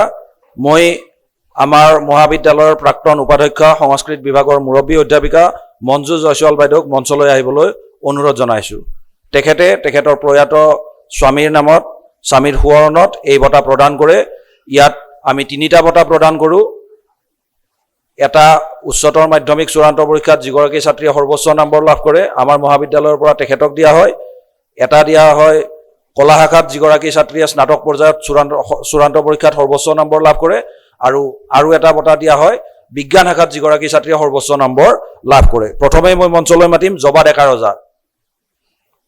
উচ্চতৰ মাধ্যমিক পৰীক্ষাত সৰ্বোচ্চ নম্বৰ লাভ কৰা। মই বাইদেউক মঞ্চৰ মাজলৈ আহিবলৈ অনুৰোধ জনাইছোঁ। জবা ডেকা ৰজাক মঞ্চলৈ আহিবলৈ অনুৰোধ জনাইছোঁ। আৰু এই বঁটাত সহায় কৰিবলৈ মই মাননীয় অধ্যক্ষ মহোদয়, আমাৰ পৰিচালনা সমিতিৰ সন্মানীয় সভাপতি, আমাৰ মুখ্য অতিথি উৎপল বৰা ছাৰ আৰু লগতে আমাৰ উপাধ্যক্ষ মহোদয়াক অনুৰোধ জনাইছোঁ। উচ্চতৰ মাধ্যমিক চূড়ান্ত পৰীক্ষাত আমাৰ মহাবিদ্যালয়ৰ পৰা সৰ্বোচ্চ নম্বৰপ্ৰাপ্ত জবা ডেকা ৰজা। ইয়াত আগবঢ়োৱা হয় মানপত্ৰ, কিতাপৰ টোপোলা আৰু লগতে নগদ ৫,০০০ টকা। কলা শাখাত স্নাতক পৰীক্ষাত কলা শাখাত সৰ্বোচ্চ নম্বৰপ্ৰাপ্ত ভাগ্যশ্ৰী ভাগৱতী।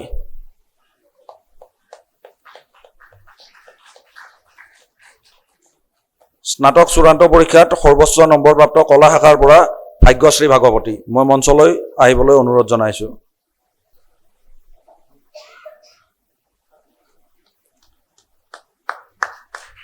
বিজ্ঞান শাখাৰ সৰ্বোচ্চ নম্বৰপ্ৰাপ্ত ৰেণু কুমাৰী।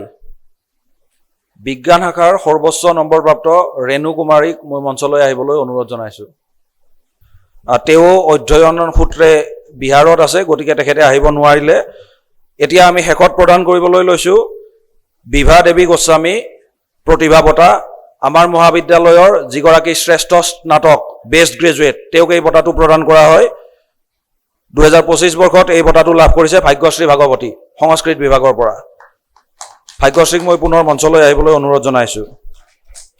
আৰু এই বঁটাটো প্ৰদান কৰিবলৈ মই মাননীয় অধ্যক্ষ মহোদয়, আমাৰ পৰিচালনা সমিতিৰ সভাপতি তোষেশ্বৰ নাথ ছাৰ আৰু লগতে আমাৰ বিশিষ্ট অতিথি উৎপল বৰা ছাৰ আৰু লগতে উপাধ্যক্ষাক মৰমী গায়ন বাইদেউক অনুৰোধ জনাইছোঁ।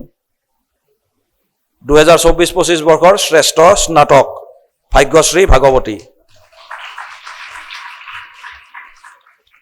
আমাৰ বঁটা প্ৰদান অনুষ্ঠান ইয়াতে সমাপ্ত হৈছে। যিসকলে বঁটা গ্ৰহণ নকৰিলে পৰৱৰ্তী সময়ত আমাৰ কাৰ্যালয়ৰ লগত যোগাযোগ কৰি সেই বঁটা লৈ ল'ব পাৰিব আৰু পৰৱৰ্তী কাৰ্যসূচী চলাই নিবলৈ মই অনুৰোধ জনাইছোঁ। Thank you so much, Ranjit Barua sir, Dr. Narayan Nayak and Sanchita Bora ma'am for conducting this program. Before I take the privilege to call Professor Utpal Bora to deliver the Mahesh Chandra Dev Goswami lecture, let me present a brief bio sketch of him. Dr. Utpal Bora is a professor in the Department of Biosciences and Bioengineering at the Indian Institute of Technology, Guwahati. With a multidisciplinary research portfolio, his work bridges biomedical engineering, ethnobotany, and bioentrepreneurship with a strong emphasis on biodiversity conservation in Northeast India. A native of Assam, Professor Bora has been instrumental in promoting sericulture biodiversity, particularly on focusing on indigenous silk-producing species, their host plants, pests, and diseases. His research integrates traditional ecological knowledge with modern biotechnological tools, fostering sustainable silk production and empowering rural communities through eco-friendly innovations. He has published extensively on green synthesis, drug delivery systems, and climate-resilient bioresources, and is actively involved in mentoring young scientists and entrepreneurs. Professor Bora also contributes to the Center for the Environment at IIT Guwahati, advocating for the preservation and scientific validation of traditional practices. His work continues to shape the dialogue around sustainable development, rural livelihoods, and biocultural heritage in India's biodiversity-rich regions. Today, he will deliver the 64th Foundation Day lecture on the topic, Inspiring Naturalist, Women Who Reimagined Our Planet. We welcome, sir. পোনপ্ৰথমে মই সকলোকে আজি এই 64তম প্ৰতিষ্ঠা দিৱসৰ কাৰণে মোৰ শুভেচ্ছা অভিনন্দন জ্ঞাপন কৰিছোঁ আৰু মোক ইয়ালৈ আজি এই মহেশ চন্দ্ৰ দেৱ গোস্বামী স্মাৰক বক্তৃতা প্ৰদান কৰিবলৈ নিমন্ত্ৰণ কৰি অনাৰ বাবে কলেজ কৰ্তৃপক্ষৰ লগতে এই কলেজৰ সন্মানীয় অধ্যক্ষ ডাঙৰীয়া ডক্টৰ কুলেশ চন্দ্ৰ দাসক মোৰ ধন্যবাদ জ্ঞাপন কৰিছোঁ। When I entered this college, my first impression was a beautiful college, বৰ সুন্দৰ আৰু যেতিয়া মই মোৰ বন্ধু এসময় মোৰ হোষ্টেলৰ সংগী আছিলে কুলেশ চন্দ্ৰ দাস, তেওঁৰ চেম্বাৰত সোমালোঁ, অতি এটা সুন্দৰ পৰিৱেশ, তাত মই কলেজৰ দুগৰাকীমান অধ্যক্ষা শিক্ষক শিক্ষয়িত্ৰীক লগ পালোঁ। তাতে মোৰ অতি পুৰণি চিনাকি বাইদেউ সঞ্চিতা বাইদেউক লগ পালোঁ 25 বছৰৰ মূৰত। গতিকে স্মল কলেজ বাট ভেৰি বিউটিফুল। এটা কথা আছে, স্মল ইজ বিউটিফুল, আৰু মই সেই বস্তুটো ইয়াত প্ৰতিটো কথাতে দেখা পাইছোঁ। আৰু ছাত্ৰ ছাত্ৰীসকল ইমান মাৰ্জিতভাৱে বহি আছে। আই think they R two disciplined.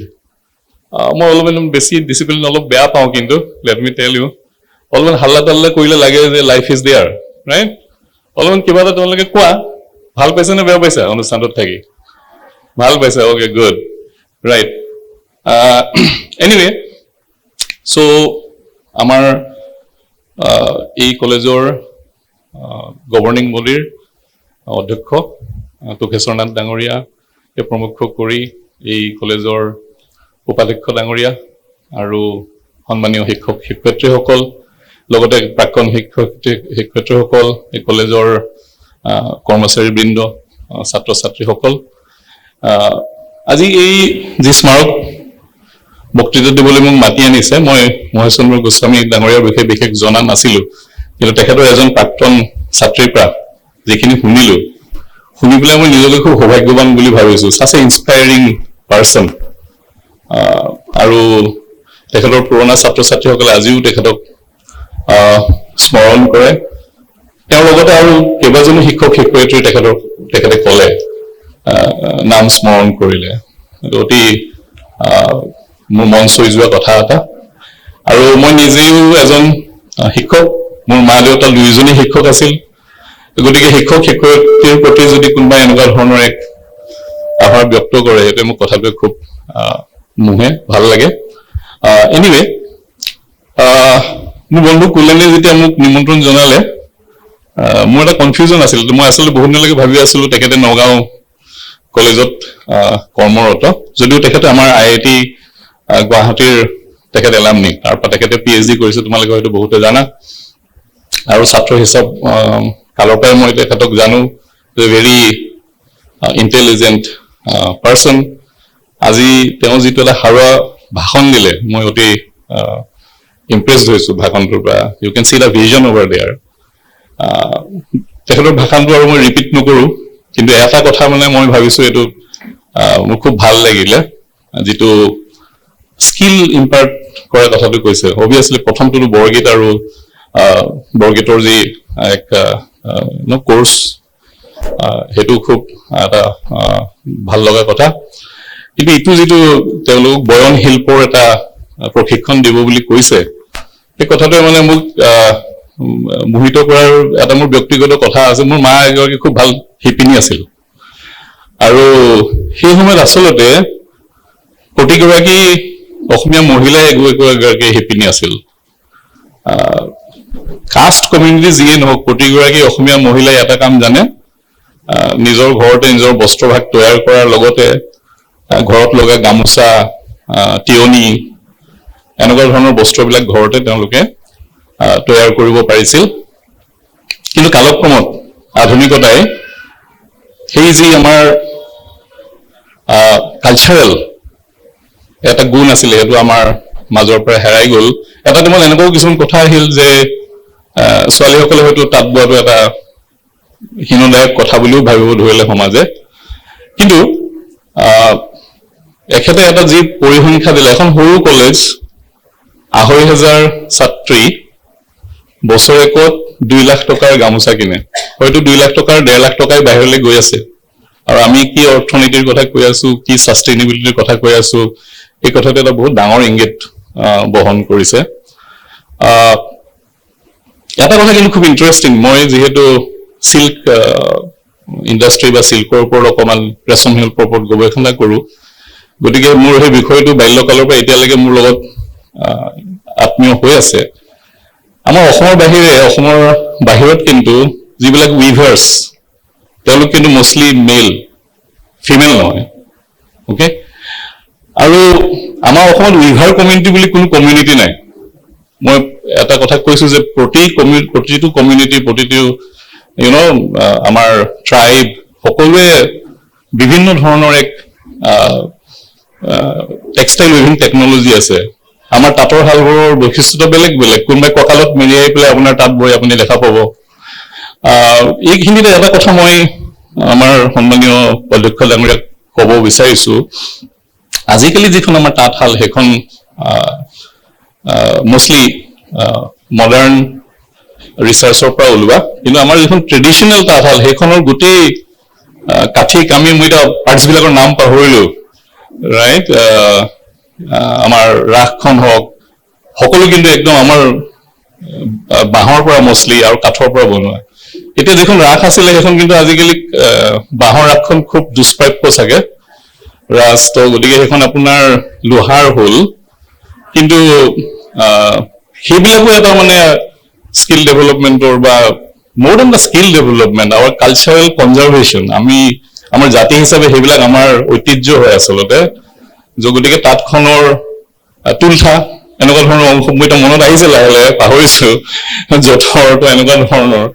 মোৰ আকৰ্ষণটো মূলতঃ এই মুহুৰাটো ফুৰাব লাগে সেইটোত আছিলে, কাৰণ মই মুহুৰাটো ফুৰোৱাৰ পিছত যঁতৰটো মানে উল্টা কৰি পেলাই চলাই ভাল পাওঁ গাড়ী হিচাপত। আৰু সেইটো কিন্তু খুব মানে মায়ে বা গাঁৱৰ মানুহে মোক গালি দিয়ে, সেইটো তেনেকুৱা কৰিব নালাগে বোলে, সেইটো বোলে শিৱৰ মূৰ। তো গতিকে এইবিলাক মানে কিছুমান legendary কথা.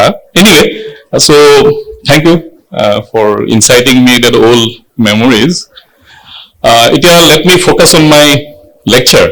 So পুনৰ কৈছো যে ইমান এজন মহান ব্যক্তি, মহেশচন্দ্ৰ দেৱ Goswami, who had inspired so many girls back that in that time 1962 সহজ কথা নহয় আৰু তেখেতৰ নামত আয়োজন কৰা এই স্মাৰক বক্তৃতা দিবলৈ পাই মই নিজকে সৌভাগ্যৱান বুলি ভাবিছো মই চেষ্টা কৰিম যিখিনি জানো অলপ তোমালোকৰ লগত শ্বেয়াৰ কৰিবলৈ তো গতিকে মই প্ৰথম কথা পাতোতে সুধিছিলো যে কিহৰ ওপৰত ক'ব লাগিব because he knows I am a man of biodiversity তেওঁ ক'লে যে বায়োডাইভাৰ্চিটিৰ ওপৰত ক'লে ভাল হ'ব পিছত মই ভাবিলো যে বায়োডাইভাৰ্চিটি এটা বিশাল বিষয় আৰু আজিকালি আচলতে বায়োডাইভাৰ্চিটিটো আৰু এনেকুৱা ধৰণৰ এটা এক্সাইটিং বিষয় হৈ থকা নাই স্কুলৰ পাঠ্যক্ৰমত বায়োডাইভাৰ্চিটি এটা অন্তৰ্ভুক্ত হৈছে এলপি স্কুলৰ পৰা আৰম্ভ কৰি বিশ্ববিদ্যালয়ৰ পাঠ্যক্ৰমত বায়োডাইভাৰ্চিটিৰ বিষয়ে বিস্তৃতভাৱে আছে গতিকে মই যদি পুনৰবাৰ একেখিনি কথাই কওঁ ডেফিনেটলি ছাত্ৰ ছাত্ৰীসকল বহুত বৰিং হ'ব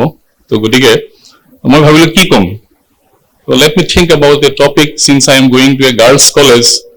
Let me think about the women contributors who contributed immensely to this subject because I know some of them and I have been following some of their stories and their work for a long time.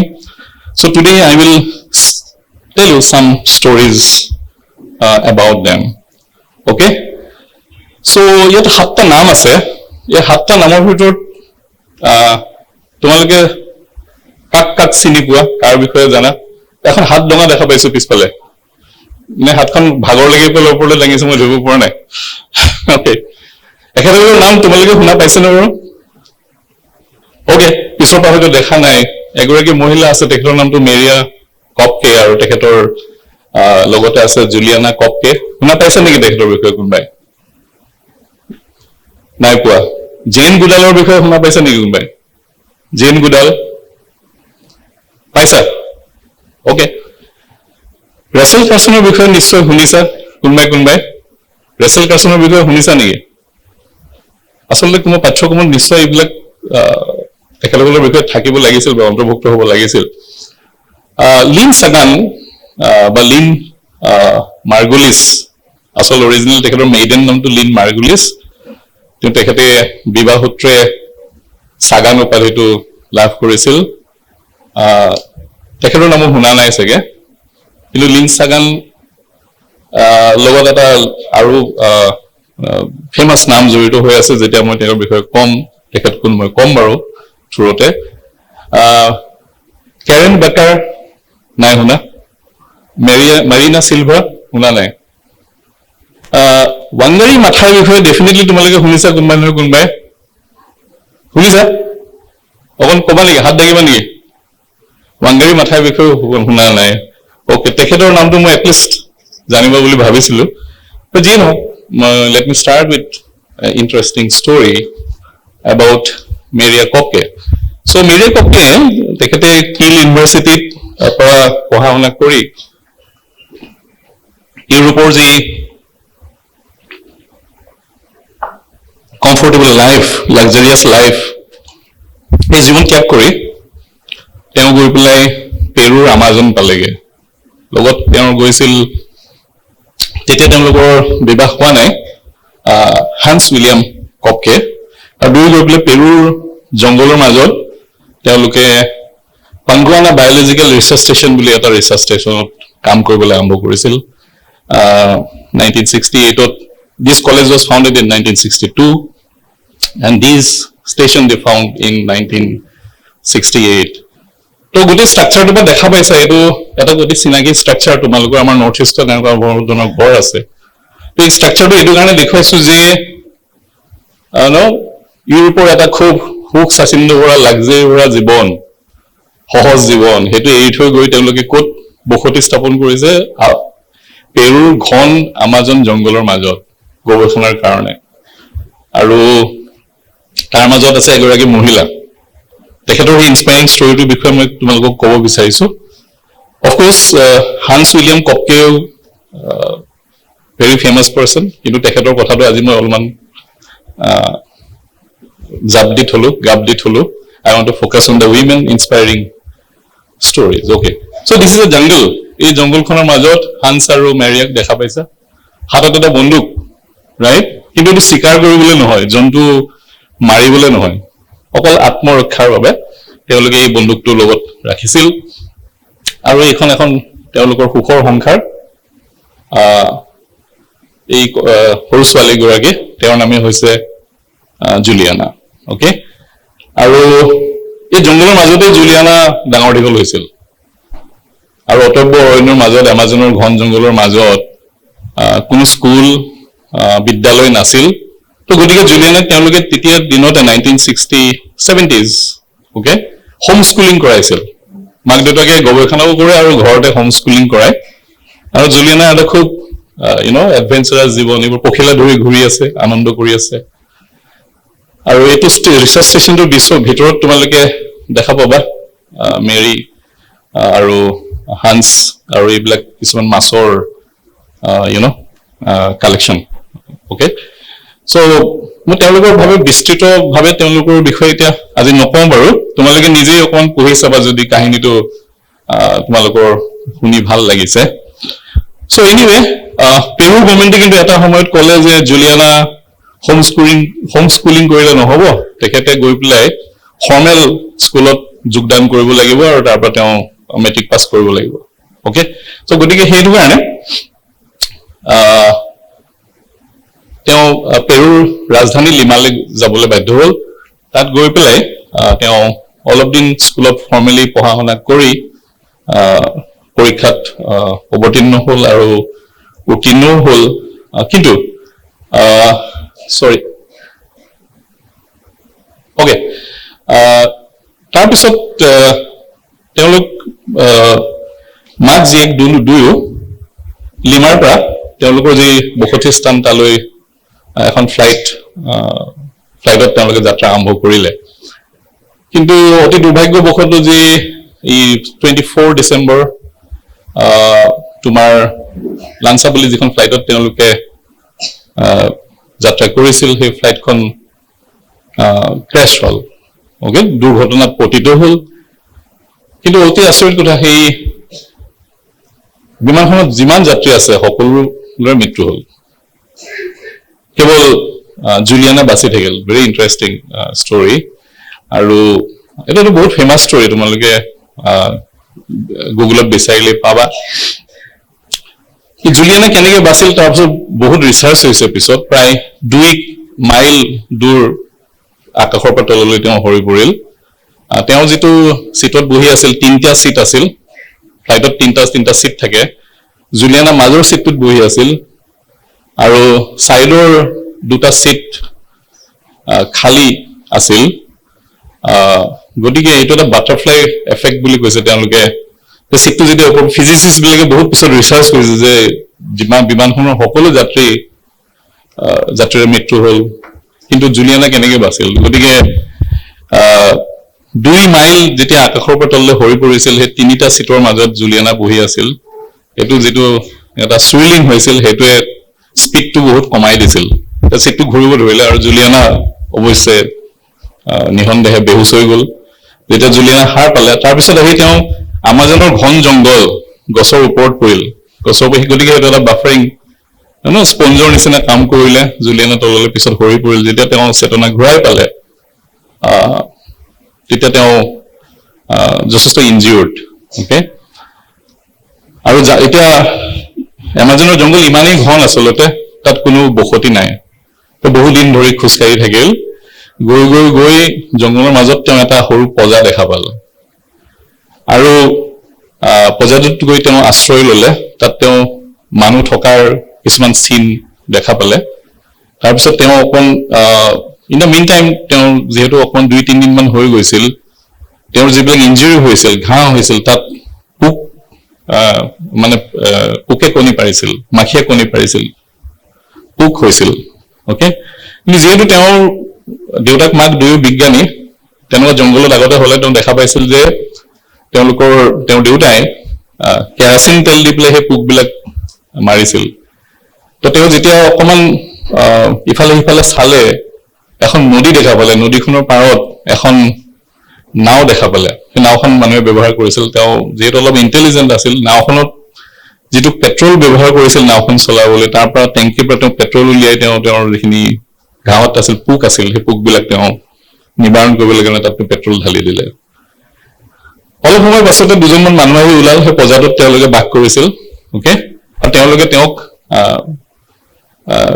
নাৱেদি খোজ কঢ়াই নি ওচৰৰ চহৰৰ hospital পোৱালেগে এইটো এটা বহুত interesting story তো গতিকে এখন বিখ্যাত কিতাপ তেওঁ পিছত লিখিছে When I Fell from the Sky এইখন তোমালোকে পাৰিলে পঢ়িবা তাৰপিছত জুলিয়ানৰ মাকৰ মৃত্যু হ'ল তেওঁ এইখন ছবিত দেখা পাইছা হস্পিটেলত তেওঁৰ ট্ৰিটমেণ্ট লৈ আছে তেওঁৰ দেউতাক হান্স আহিছে খবৰ খাতি ল'বলৈ তাৰপিছত যেতিয়া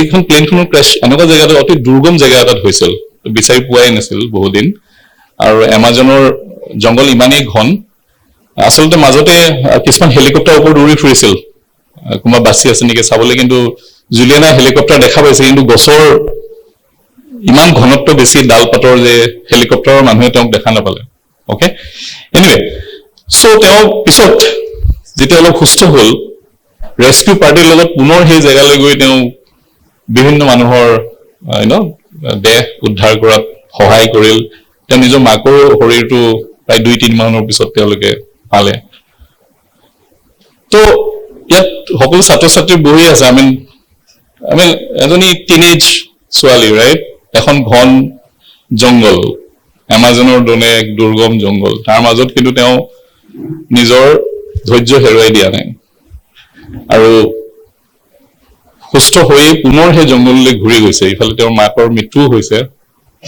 গম পোৱা নাই কথাটো গতিকে ইয়াতকৈ আৰু ডাঙৰ ইনস্পায়াৰিং কাহিনী কি হ'ব পাৰে right so' I thought I should share this story with you anyway so' তেওঁ তাৰপিছত জাৰ্মানীলৈ গুচি গ'ল তাত পঢ়া শুনা কৰিলে PhD কৰিলে PhD কৰি কিন্তু পুনৰ 2000 চনত তেওঁ সেই ষ্টেচনটোলৈকে ঘূৰি আহিল যিটো ষ্টেচন তেওঁৰ মাক দেউতাকে স্থাপন কৰিছিল আৰু তাত তেওঁ বাদুলিৰ ওপৰত বহুত গৱেষণা কৰিলে তেখেতৰ গৱেষণাৰ বিষয়ে নকওঁ কিছুমান কথা মই তোমালোকলৈ এৰি দিছো আচলতে মই জাষ্ট অকমান আভাস কিছুমান দিছো so that if you are inspired you can follow these interesting stories of such courageous women okay 17 বছৰ বয়স আছিল যেতিয়া প্লেনখন ক্ৰেছ হৈছিল আৰু তোমালোকৰো বহুতৰে চাগে এতিয়া 17 বছৰ বা তাৰ ঊৰ্ধ্বত আছা তেওঁৰ এই যিটো প্লেন ক্ৰেছ আৰু এমাজনৰ মাজত যিটো তেওঁৰ সংঘৰ্ষ যিটো এডভেঞ্চাৰ বুলি ক'ব নোৱাৰি আচলতে পৰিস্থিতি সাপেক্ষে তেওঁ তাত এইখিনি মুখামুখি হৈছিল এখন সুন্দৰ বোলছবি আছে এখন পাৰিলে চাবা miracle still happen a remarkable true story this is not a fictitious story this is a true story okay so anyway let me now go to tell you about the story of another such inspiring woman Jane Goodall very interesting story তো 1957 ত তেওঁ কেনিয়ালৈ গৈছিল এগৰাকী বান্ধৱীয়ে তেওঁক মাতিছিল ভেকেশনৰ সময়ত যে you come let's go to Kenya right আৰু তাতে গৈ পেলাই তেওঁ সেই বান্ধৱীগৰাকীৰ মাক দেউতাকৰ এখন তাতে ফাৰ্ম আছিলে গতিকে ফাৰ্মত গৈ পেলাই তেওঁলোকে ভেকেশনটো এনজয় কৰিব বা পালন কৰিব তাতে তেওঁ এজন বিখ্যাত এন্থ্ৰোপলজিষ্ট আৰু পেলিঅন্থোলজিষ্ট লগ পালে লুইচ লিকি বুলি ওকে আৰু লুইচ লিকিয়ে বাইদেৱে কৈছিল যে দুজনমান শিক্ষকে তেখেতৰ হাতৰ আখৰ দেখি ইমান মোহিত হৈ পেলাই তেওঁক ক'লে যে তুমি ইয়াতে এডমিশ্যন লৈ পঢ়িবা that's called talent hunt how do you hunt the talent very important so Louis লিকিয়ে দেখাবলৈ যে this is a very talented girl okay so তেওঁ জাষ্ট স্কুলৰ শিক্ষাহে সমাপ্ত কৰিছে কলেজত সোমোৱাই নাই তেতিয়া লুইচ লিকিয়ে তেওঁক সিলেক্ট কৰিলে চিম্পাঞ্জিৰ ওপৰত গৱেষণা কৰিবলৈ কাৰণে স্কুলীয়া ছাত্ৰী জাষ্ট স্কুল পাছ কৰিছে so তেওঁক সিলেক্ট কৰা মেইন এটা কিন্তু কথা আছিল যে লেক অফ ফৰ্মেল ট্ৰেইনিং বহু সময়ত আমি যিখিনি শিক্ষা পাওঁ সেইখিনি আচলতে আমাক কেপেবল বা এনাবল কৰে আমাক আচলতে ডিসেবল কৰে কাৰণ আমাৰ টিচাৰে কৈ দিছে যে কথাটো এনেকুৱা ধৰণৰ আৰু সেইটোকে ফলো কৰি থাকো ৰাইট কিন্তু বিজ্ঞানৰ ক্ষেত্ৰত বা যিকোনো ক্ষেত্ৰত অৰিজিনেল চিন্তা খুব প্ৰয়োজন সেইটো মানে এনেকুৱা ধৰণৰ কথাৰ দ্বাৰা যদি ইনফ্লুয়েন্স হয় নতুন বস্তু আচলতে একো বিচাৰি পোৱা নাযায় তো লুইচ লিকে সেই কথাটো চালে যে ছোৱালীগৰাকী খুব টেলেণ্টেড, খুব passionate, and a good thing is she is not at all trained in anything. That's the most important part. Training কৰাৰ পিছত বহুত মানুহ বিভিন্ন ধৰণে বায়াছ হৈ যায়। চ' গতিকে সেই বায়াছনেছটোৱে ছোৱালীগৰাকীৰ মাইণ্ডত নাই। Is a very very fresh mind.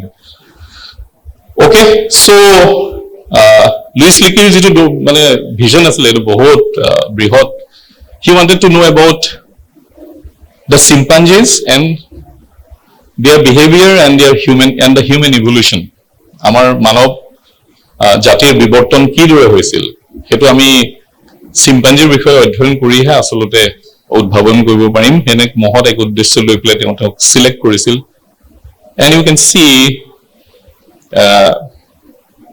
This is the outcome. মানে এইফালে লুইচ লিকি বহি আছে, জেন গুডেল আৰু ওচৰতে এটা চিম্পাঞ্জি। এইটো আচলতে কল্পনা কৰিব নোৱাৰা কথা এটা। তেওঁলোক ইমানেই আত্মীয় হৈ গৈছে যে you can see it. I mean অতি সোনকালে তেওঁ প্ৰথমতে খুব অসুবিধা হৈছিল। এই চিম্পাঞ্জিবিলাক তেওঁৰ কাষ চপাই নাছিল আচলতে, কিন্তু লাহে লাহে লাহে লাহে জেন গুডালে তেওঁলোকৰ ট্ৰাষ্ট বা বিশ্বাসটো অৰ্জন কৰিবলৈ সক্ষম হ'ল। আৰু তেওঁ যিখিনি গৱেষণা কৰিলে সেইখিনি অদ্বিতীয়। আচলতে তাৰ আগতে কোনো তেনেকুৱা ধৰণৰ নতুন নতুন কথা তথ্য উদ্ভাৱন কৰিব পৰা নাছিল।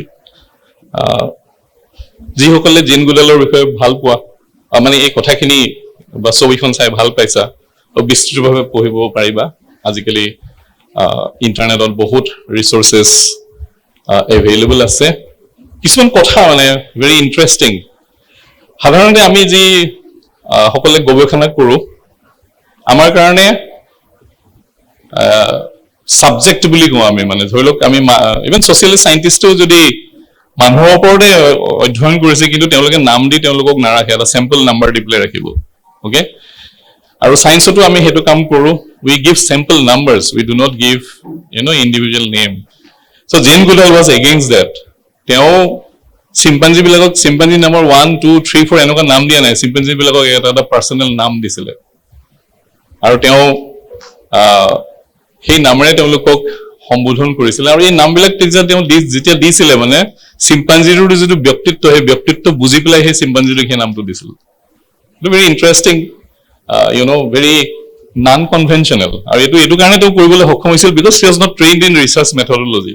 হি is totally fresh mind, no any biasness in the mind, no any formal training. So তেওঁ যিখিনি গৱেষণা কৰিলে সম্পূৰ্ণ তেওঁ নিজৰ মাইণ্ডৰ পৰা অৰিজিনেল। অ'কে, চ' এই ডেভিড গ্ৰেবাৰ্ট নামৰ এটা চিম্পাঞ্জি আছিল। সেই ডেভিড গ্ৰেবাৰ্ট নামৰ চিম্পাঞ্জিটো এইটো কাৰণে famous, he was the first chimp with whom she could build friendship. David চিম্পৰ লগত তেওঁ প্ৰথম বন্ধুত্ব স্থাপন কৰিবলৈ সক্ষম হৈছিল। আৰু ডেভিড চিম্পৰ লগত বন্ধুত্ব সম্পৰ্ক কৰাৰ পাছত লাহে লাহে লাহে লাহে সকলো চিম্পাঞ্জিবিলাক তেওঁৰ বন্ধু হৈ পৰিছিল। আৰু তেওঁ সেই চিম্পাঞ্জিবিলাকৰ লগত একাকাৰ হৈ এই ফটোখনে যিটো আত্মীয়তা দিছে, এইটো আচলতে ইমান সহজ কথা নহয়। এইটো কোনো গৱেষকে কৰিব নোৱাৰে। এটা চিম্পাঞ্জিয়ে তেওঁৰ ওপৰত যিটো ট্ৰাষ্ট, এই ফটোখনে সকলো কথা কৈ দিয়ে আচলতে মই বিস্তৃতভাৱে। চ' এটা বহুত অদ্ভুত কথা তেওঁ ডেভিড গ্ৰেবাৰ্ডৰ বিষয়ে দেখা পালে যে ডেভিডে মানে আচলতে চিম্পাঞ্জিবিলাকে উইপুক ধৰি খাই ভাল পায়। অ'কে, তো উইপুক ধৰিবলৈ কাৰণে তেওঁ কি কৰিছে, এটা হাথিয়াৰ তৈয়াৰ কৰিছে। যেনেকৈ মাছ ধৰিবলৈ আমি বৰশীত তৈয়াৰ কৰোঁ, তেওঁ গছৰ থালি এটা লৈ তাৰ পাত চাত আঁতৰাই সেই থালিটো ভৰাই পেলাই তাত উইপুকবোৰ উঠাই আনি খাইছে। এইটো সহজ কথা নহয়। মানে তেওঁলোকৰ এটা ইণ্টেলিজেঞ্চ আছে টু ডেভেলপ টুলছ। চ' আমাৰ হিউমেন ইভলিউশ্যনত আমি আমাৰ পূৰ্বজসকলে এইদৰে টুল মেকিং যিটো কেপাবিলিটি, সেইটো আমাৰ আহিছিল, ৰাইট? চ' এইবিলাক কথা তেওঁ এই ধৰণে অবজাৰ্ভ কৰি কৰি তেওঁ উদ্ভাৱন কৰিছিল। আৰু তেওঁ দেখা পাইছিল যে চিম্পাঞ্জিবিলাকে তেওঁকতো এনেকে কোলাত উঠি তেওঁক সাৱটি ধৰি আছে। অকল তেওঁকে নহয়, ইটো চিম্পাঞ্জিয়ে সেইটোক হাগিং কৰে, কিচিং কৰে, ইজনে সিজনক কম্পেশ্যন দেখায়। And these are all human characters if you look in to human behaviour. So' তেওঁলোক আচলতে আমাৰ পৰা একেবাৰে পৃথক একেবাৰে নহয় ইনফেক্ট আৱাৰ মডাৰ্ণ যিটো জেনেটিক সিকুৱেন্সিং ষ্টাডিজ হৈছে তাত দেখাই দিছে যে মানুহ আৰু চিম্পাঞ্জি 99.99% একে okay it is the difference between our genetic jitu composition or telokor jitu genetic informational composition just 0.01% less than 0.1%. So we are very they are actually our close relatives aru Jane Goodale khini teor jikhini behavior tar jogedi kotha khini স্থাপন কৰিছিল তেওঁলোকৰ লগত মানে একাত্মতা স্থাপন কৰি so these are all very revolutionary studies jenenge Darwin famous Jane Goodale is famous for this okay anyway many books she has written Jane Goodale Beyond Innocence one of the most famous book কিন্তু এটা কথা মানিব লাগিব research লিখিয়ে 1962 ত কি কৰিলে তেওঁক ইংলেণ্ডলৈ পঠিয়াই দিলে okay so University of Cambridge admission for doing PhD school girl directly getting admission into PhD for her remarkable work groundbreaking work এটা অদ্ভুত কথা এটা প্ৰথমবাৰৰ কাৰণে কেম্ব্ৰিজ বিশ্ববিদ্যালয়ত হৈছিল কিন্তু of course you cannot get a PhD degree without completing the undergraduate and the master's degree so she was admitted into the PhD degree but she has to complete her bachelor's so she went to Newman College got BA in Natural Sciences and then she went on to Darwin College to pursue her PhD so this is something interesting when you have a mentor like him I mean you got a excellent topic to work on then your career is also made right it will be a बहुत interesting journey so she has many interesting books written from her experiences Jane Goodale Through a Window 30 years with the chimpanzees at Gombe Jane Goodale 50 years at Gombe a tribute to 5 decades of wildlife research education and conservation so then later on এটা কথা কৈছো যে জেন গুডালে আসলে chimpanzee বিলাকক number দি খুব বেয়া পাইছিল number দিয়া নাছিল তেওঁলোকক নাম দি সম্বোধন কৰিছিল আৰু আমি সকলোৱে হিউম্যান ৰাইটছৰ কথা সদায় কৈ থাকো আৰু হিউম্যান বুলি ক'লে আমি ইমানেই আসলে সেলফিশ আমি নিজৰ বাহিৰৰ পৃথিৱীৰ আৰু বেলেগৰ কথা নকওঁ so Jane Goodale joined a movement called Non-Human Rights Project it's a very interesting project so a projector founder is Stephen M. Wise. So, if you read this, what Jane Goodale told about the animals, each animal, like each human, is an individual and deserves our respect, our compassion. Animals are not things created for benefit. Most of the times, আমি হেতুৱে কৰি আছো আমি ভাবো যে তেওঁলোক আমাৰ দাস আৰু আমি God has created them for our benefit. So this is what the Non-Human Rights Project is about, and one of their focus area is in the elephant conservation, and they feel that the elephants should be freed. Okay.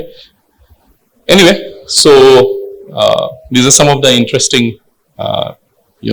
infographics about Jane Goodale and her relationship with chimpanzees and how she contributed to the evolutionary theory.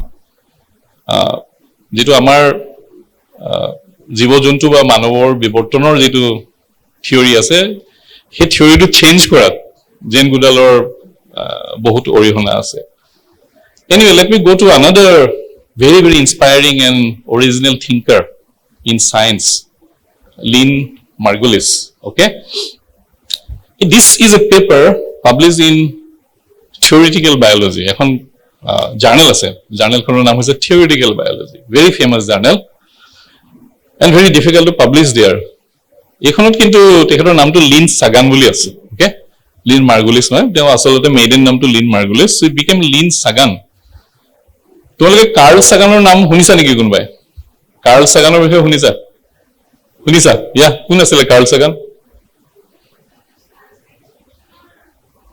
Right. So, exactly correct. Carl Sagan was also a very famous scientist, as well as he wrote a lot of science fiction regarding, space travel and many other scientific subjects. So, she was married to Carl Sagan. Very, very talented persons, both of them. Anyway, এইখন যিখন paper on the origins of mitosing cells, ইয়াতে science-ৰ ল'ৰা ছোৱালী আছে, হয় নাই? What is the powerhouse of the cell? Loudly? Huh? Mitochondria. Okay, right. So মই যে তোমালোকক এটা কথা কৈ আছো, ইফালে ইফালে চলন ফুৰণ কৰি আছো, right? এই গোটেই যিখিনি এনাৰ্জি মোক লাগিছে মানে, সেই এনাৰ্জিখিনি ক'ত প্ৰডিউচ হয় আমাৰ চেলৰ কোষৰ ভিতৰত? ক'ত প্ৰডিউচ হয়? Mitochondria প্ৰডিউচ হয়. So without the mitochondria, a cell is powerless. It cannot do any work, right? Anyway, people knew about the role of mitochondria, that the mitochondria is the storehouse of energy, or supplier of energy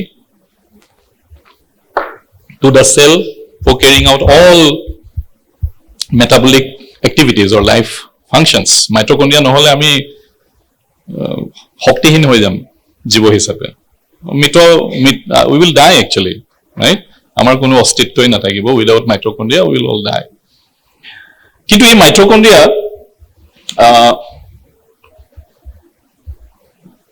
আমাৰ যিখিনি genetic information থাকে চেলৰ ভিতৰত, তাত কিন্তু মাইট্ৰকন্ড্ৰিয়াৰ নিৰ্মাণৰ কাৰণে কোনো ইনফৰমেশ্যন নাই.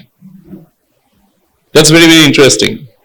মোৰ চকুৰ কালাৰ কি হ'ব, চকুৰ চুলিৰ ৰং কি হ'ব, চুলি কেঁকুৰা হ'ব নে চিধা হ'ব, ছালৰ ৰং কি হ'ব, ৰাইট? মোৰ উচ্চতা কিমান হ'ব, এই গোটেই কথাখিনি, মোৰ ডায়েবেটিছ হ'বনে নাই, হাইপাৰটেনশ্যন হ'বনে নাই, গোটেই কথাখিনি জেনেটিক ইনফৰমেশ্যনত লুকাই আছে. অ'কে, মই মোৰ জেণ্ডাৰ কি হ'ব, even that is there in the genetic information. All of you know' this, তোমালোকে সকলোৱে জানা, স্কুলীয়া পাঠ্যক্ৰমত এইখিনি কথা আছে. কিন্তু আমাৰ এটা অতি গুৰুত্বপূৰ্ণ মেচিনেৰী, চেলৰ ভিতৰত থকা এটা সৰু যন্ত্ৰ, সেই যন্ত্ৰটো কিদৰে নিৰ্মাণ হ'ব বা কিহৰ পৰা নিৰ্মাণ হ'ব সেই বিষয়ে কিন্তু আমাৰ দেহত কোনো জিন্স নাই. But we have been surviving. That's something interesting. So' তেওঁ প্ৰথমবাৰৰ কাৰণে ক'লে আচলতে এই মাইট্ৰকন্ড্ৰিয়াটো আমাৰ অৰিজিনেল কোষৰ অংশ নহয়. মাইট্ৰকন্ড্ৰিয়াটো বিৱৰ্তনৰ সময়ত ডিউৰিং ইভলিউশ্যন চেলে একুৱায়াৰ কৰিলে বাহিৰৰ পৰা. অ'কে, তোমাৰ ঘৰত এটা জেনেৰেটৰ লাইন গৈ থাকে, গতিকে এটা কি কৰিলে, জেনেৰেটৰ এটা কিনি আনিলে মাৰ্কেটৰ পৰা, right? So' this mitochondria is the generator which the cell was acquired during the course of evolution. মাইট্ৰকন্ড্ৰিয়াটো বিৱৰ্তনৰ প্ৰক্ৰিয়াত কোষে বাহিৰৰ পৰা একুৱায়াৰ কৰিলে. So' it is not original part of the cell. কিন্তু এইটো কৰাৰ পিছত সেই মাইট্ৰকন্ড্ৰিয়া আৰু কোষৰ মাজত পাৰস্পৰিক সম্পৰ্কটো ইমান সুদৃঢ় হৈ পৰিল, যিটোক আমি চিম্বায়চিছ বুলি কওঁ, যে মাইট্ৰকন্ড্ৰিয়াই চেল নহ'লে আৰু চেলে মাইট্ৰকন্ড্ৰিয়া নহ'লে বৰ্তিব নোৱাৰা অৱস্থাত আহি গ'ল. এইখিনি কথা তেওঁ যেতিয়া লিখি পেলাই বিভিন্ন জাৰ্নেললৈ পঠিয়ালে, কোনেও কথাখিনি মানি নল'লে আচলতে. This is absolutely rubbish, I mean. So' nobody accepted her theory. For many years, there were a lot of rejections. This was a revolutionizing hypothesis in science, and it came from a woman, okay, Lynn Margulis. After long persuasion, বহুত কষ্ট কৰাৰ পিছত Journal of Theoretical Biology 1967 এই পেপাৰখন publish হ'ল, and this is one of the most remarkable paper in science. It changed the whole idea about the evolutionary theory, right? So anyway, that is the contribution of Lynn Margulis. So anyway, this is Carl Sagan, right? Her husband at that point of time. So this is the golden record. তোমালোকে হয়তো বহুতে জানা, space মহাকাশলৈ আমি Voyager 1 আৰু Voyager 2 নামৰ দুখন যান পঠাই থৈছো. তাতে দুখন গোল্ডেন ৰেকৰ্ড আছে.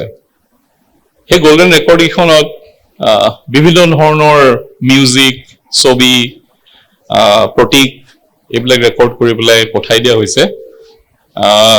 যদি বহিৰ্বিশ্বত আমাৰ দৰে কোনো মানৱ জাতি আছে বা জীৱ আছে তেওঁলোকে যেতিয়া এই যানখনৰ সন্মুখী হ'ব তেতিয়া হয়তো তেওঁলোকৰ যদি সিমানখিনি ইণ্টেলিজেন্স আছে মানে তেওঁলোকে এই ৰেকৰ্ডখনৰ পৰা আমাৰ অস্তিত্বৰ বিষয়ে গম পাব যে সৌৰজগতত এনেকুৱা এটা গ্ৰহ আছে পৃথিৱী বুলি তাত মানে এটা ইণ্টেলিজেন্ট জীৱ বা ইণ্টেলিজেন্ট নে আনইণ্টেলিজেন্ট নাজানো বাৰু এটা আমাৰ মানুহৰ দৰে এটা জীৱ এটা আছে বুলি তেওঁলোকে গম পাব আৰু এই যিখন গোল্ডেন ৰেকৰ্ড নিৰ্মাণ হৈছিল তাত কি কি বিষয়বস্তু থাকিব কি কি ছবি থাকিব কি কি প্ৰতীক থাকিব কি কি মিউজিক থাকিব এই গোটেই কথাখিনিৰ চয়ন কৰিবলৈ বাছনি কৰিবলৈ এখন কমিটি আছিল সেই কমিটিখনৰ অধ্যক্ষ আছিল কাৰ্ল চেগান চ' তেখেতৰ বিষয়ে থ্ৰুতে মই অলপ কৈ দিলো তোমালোকে এই গোল্ডেন ৰেকৰ্ডখনৰ বিষয়ে গৈ পেলাই পঢ়িব পাৰিবা but let me go back to the work of Lynn Sagan or Lynn Margulis তেওঁ মাইটকণ্ড্ৰিয়াৰ যিটো acquisition over the progress of evolution hypothesis আগবঢ়ালে তাতে খান্ত নাখাতি তেওঁ আৰু এটা হাইপথিচিছ আগবঢ়ালে গায়া বুলি অ'কে গায়া হৈছে এগৰাকী Greek goddess okay and equivalent to our mother earth right এইটো প্ৰাচীন গ্ৰীক দৰ্শনৰ তেখেত এগৰাকী দেৱী representing earth so' she is revered as a symbol of earth so' সকলোৱে বিজ্ঞানীয়ে কৈ আছিল যে পৃথিৱীখন আচলতে এটা নিৰ্জীৱ গ্ৰহ right but according to this hypothesis Gaia is a living organism this earth is a living organism okay এই কথাটোৰ থিয়ৰিটোৰ আজিৰ ডেটত গুৰুত্বটো এইটো কিন্তু বহুতে কৈছিল যে this is pseudo science it is I mean after doing that excellent science of telling the world that the mitochondria was acquired during the evolutionary process now Margulis is telling something which people is telling this is not science this is pseudo science personally moyu bhabo actually how can the art be living it's a non living identity right jibo aru joro ami bhalkoi janu anyway kothatu কিন্তু আসলতে symbolic aru ei ajir date gaya hypothesis to gurutto edu karone bahise because we are now bordered about climate change or বিষয়ে যি পঢ়া-শুনা কৰিবা তাত তোমালোকে গায়া হাইপথিচিছৰ বিষয়ে definitely পঢ়িবলৈ পাবাই we have abused this art this planet beyond limits আমি এই পৃথিৱী নামৰ কেজানি গোটেই বিশ্ব ব্ৰহ্মাণ্ডত এটাই গ্ৰহ আছে য'ত হয়তো জীৱ আছে কাৰণ এতিয়ালৈকে আমি জীৱৰ সম্ভেদ বিচাৰি পোৱা নাই ভয়েজাৰ 1ত গোল্ডেন ৰেকৰ্ড আমি পঠিয়াইছো কিন্তু এতিয়ালৈকে আমাৰ ওচৰত এনেকুৱা কোনো তথ্য নাই যে কোনোবা জীৱই গোল্ডেন ৰেকৰ্ডখন পালে আৰু বজাই চাইছে আৰু আমাৰ লগত তেওঁলোকে যোগাযোগ কৰিবলৈ চেষ্টা কৰিছে হেতুৰ কোনো এতিয়ালৈকে হোৱা নাই তো গতিকে এই গ্ৰহটো যদি পৃথিৱী নামৰ সুন্দৰ গ্ৰহটো যদি ধ্বংস হৈ যায় তেতিয়াহ'লে গোটেই বিশ্ব ব্ৰহ্মাণ্ডই আচলতে জীৱৰ বিলুপ্তি ঘটিব আৰু ই climate change is now going to be one of the most dangerous thing তাৰ যিখিনি bad effects আমি সকলোৱে এতিয়া অলৰেডি দেখা পাইছো so they are telling about caring mother earth if you do not care mother earth our destruction is guaranteed anyway আজি আধুনিক যুগত কেৰেন বেকাৰ ৰ দৰে অতি চিন্তনশীল বৈজ্ঞানিক তেওঁ এই গায়া হাইপথিচিছৰ ওপৰত যথেষ্ট অৰিহণা jogaise unfortunately she expired in 2023 very young age and Karen Becker I think is an inspiring story etialege jikhini mohila bigyanir kotha tomalok moi koi thakilu most of them are into the wildlife research or some kind of molecular biology research Karen Becker is the new generation researcher. Nobo Pojonmor Boigyanik. Ji data science, information technology, digital technology logot, biodiversity ek multidisciplinary by interdisciplinary gobeshona korisil. So the sounds of life বুলি এখন বিখ্যাত গ্ৰন্থ আছে it's very interesting আজিকালি generally আমি যেতিয়া জৈৱ বৈচিত্ৰতাৰ কথা কওঁ তেতিয়া আমি টেক্সনমিষ্টসকলে ইয়াতে টেক্সনমিৰ বিষয়ে জনা ল'ৰা ছোৱালী বহুত আছে আৰু টিচাৰো আছে মই জানো so' it's a very interesting subject but then just listening to the sound in a forest কাজিৰঙালৈ গৈছা বা মানসলৈ গৈছা বা কোনোবা এটা জংঘলত গৈছা তাত তুমি কিছুমান চাউণ্ড শুনা পাইছা হয়তো চাউণ্ডটো মিক্স হৈ পেলাই ওলাব তাত চৰাই চিৰিকটি পোক পৰুৱা বিভিন্ন জন্তুৱে সেই জংঘলখনৰ যিটো এটা টোটেল মিউজিক সেইটোলৈ অৰিহণা যোগাই আছে কিন্তু এটা বিষয় আছে য'ত পিপল আৰ নাও collecting those sounds and using technology and trying to understand what are the different kind of animals available in that forest so' that's very interesting. So Karen Becker was one of the, pioneer in this, particularly the digital transformation, environmental governance and sustainability. At a smart heart project project asile, one of the most lead researchers. Anyway, so from the traditional conventional research to this modern digital research, so these are the various women we have contributed and I thought I should tell you their stories. তাতোতকৈ এটা ডাঙৰ অৰিহণা কেৰন বেকাৰ হৈছিলে যে এটা ৰিপেন বুলি তেওঁ ষ্টাৰ্টআপ কোম্পানী খুলিছিলে that's very interesting. We connect students to employers through real work projects. বহু সময়ত আমি শিক্ষা প্ৰদান কৰি আছো ছাত্ৰ ছাত্ৰীসকলক কিন্তু তেওঁলোকৰ এমপ্লয়মেণ্টৰ বিষয়ে আমি আচলতে একো কৰিব পৰা নাই এইটো অকল আমাৰ অসম বা নগাঁও বা ইণ্ডিয়াৰ প্ৰব্লেম নহয় এইটো এটা বিশ্বজনীন সমস্যা তো কেৰন বেকাৰ এটা প্লেটফৰ্ম খুলিছিলে য'ত তেওঁ ষ্টুডেণ্ট আৰু এমপ্লয়াৰৰ মাজত এটা সম্পৰ্ক স্থাপন কৰিবলৈ চেষ্টা কৰিছে real work projects I think new education policy is having a lot of emphasis on this. So these are actually areas where we need to work and people like Karen Becker are inspiration for us in this regard.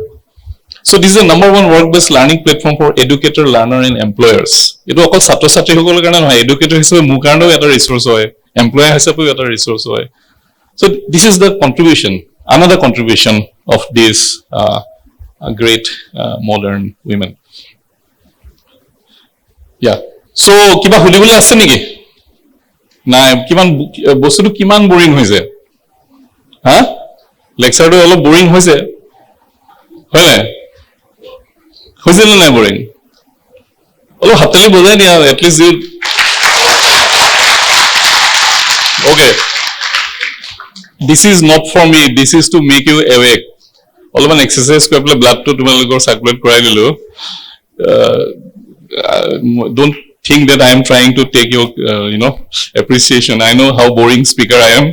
So anyway, alone kiba thakile tumalok majote hulibo I usually tell in the very beginning that if you have any questions you can stop me and ask me. Etiao jodi kabar kiba hulibo logia ase hulibo pariba okay. Let this not be a monologue. I mean dialogue is better. This is also for the teachers. They can also stop me. Okay. Anyway, let me tell you the story of Russell Carson. Before that, let me tell you about Hermann Muller. Chemistry ase yat. You have chemistry department. So chemistry people know about Muller's discovery, right? So he discovered DDT, synthesized DDT. Actually, DDT was reported long before. Both Muller synthesized kora agoto mane DDT বিষয়ে গবেষকে কৈছে আসলে মই history দিঘলীয়া হ'ব ছুটি কৰিছো Anyway, Hermann Muller যেটা এই DDT উদ্ভাবন কৰিলে it's a revolutionary insecticide cheap সস্তা long lasting DDT আজি দি দিলে 20 বছৰলৈ থাকি যাব it's not going to decompose okay it's very difficult to decompose highly effective world war সময়ত দ্বিতীয় বিশ্বযুদ্ধৰ সময়ত particularly allied forces আৰু জাৰ্মান সকলো যেতিয়া গৈ পেলাই বেলেগ এখন দেশত তেওঁলোকৰ মিলিটাৰী বেছ স্থাপন কৰিবলৈ আৰম্ভ কৰে তাৰ আগতে প্ৰথমতে তেওঁলোকে সিধা সিধি গুছি গৈছিল তাতে পাৰাড্ৰপিং কৰিছিল বা তলেদি মাৰ্চ কৰিও গৈছিল আৰু গোটেই পৃথিৱীত তেতিয়া ঘন জংগলৰে গোটেই পৃথিৱীখন আবৃত হৈ আছিল I mean population was less, biodiversity was more, there were jungles everywhere. So most of the time these soldiers used to go and land up in those jungles and they used to clear those jungles. কিন্তু সেই জংগলবিলাকত ইমানেই আচলতে পোক পৰুৱা থাকে including মস্কিটোজ so পোক পৰুৱাই কামুৰিয়ে আচলতে বহুত সৈন্যক মৃত্যু মুখত পেলালে আসল যুদ্ধ তেওঁলোকে কৰিবলৈ নাপালে মানে just some insects kill many of these either directly or through some infectious disease.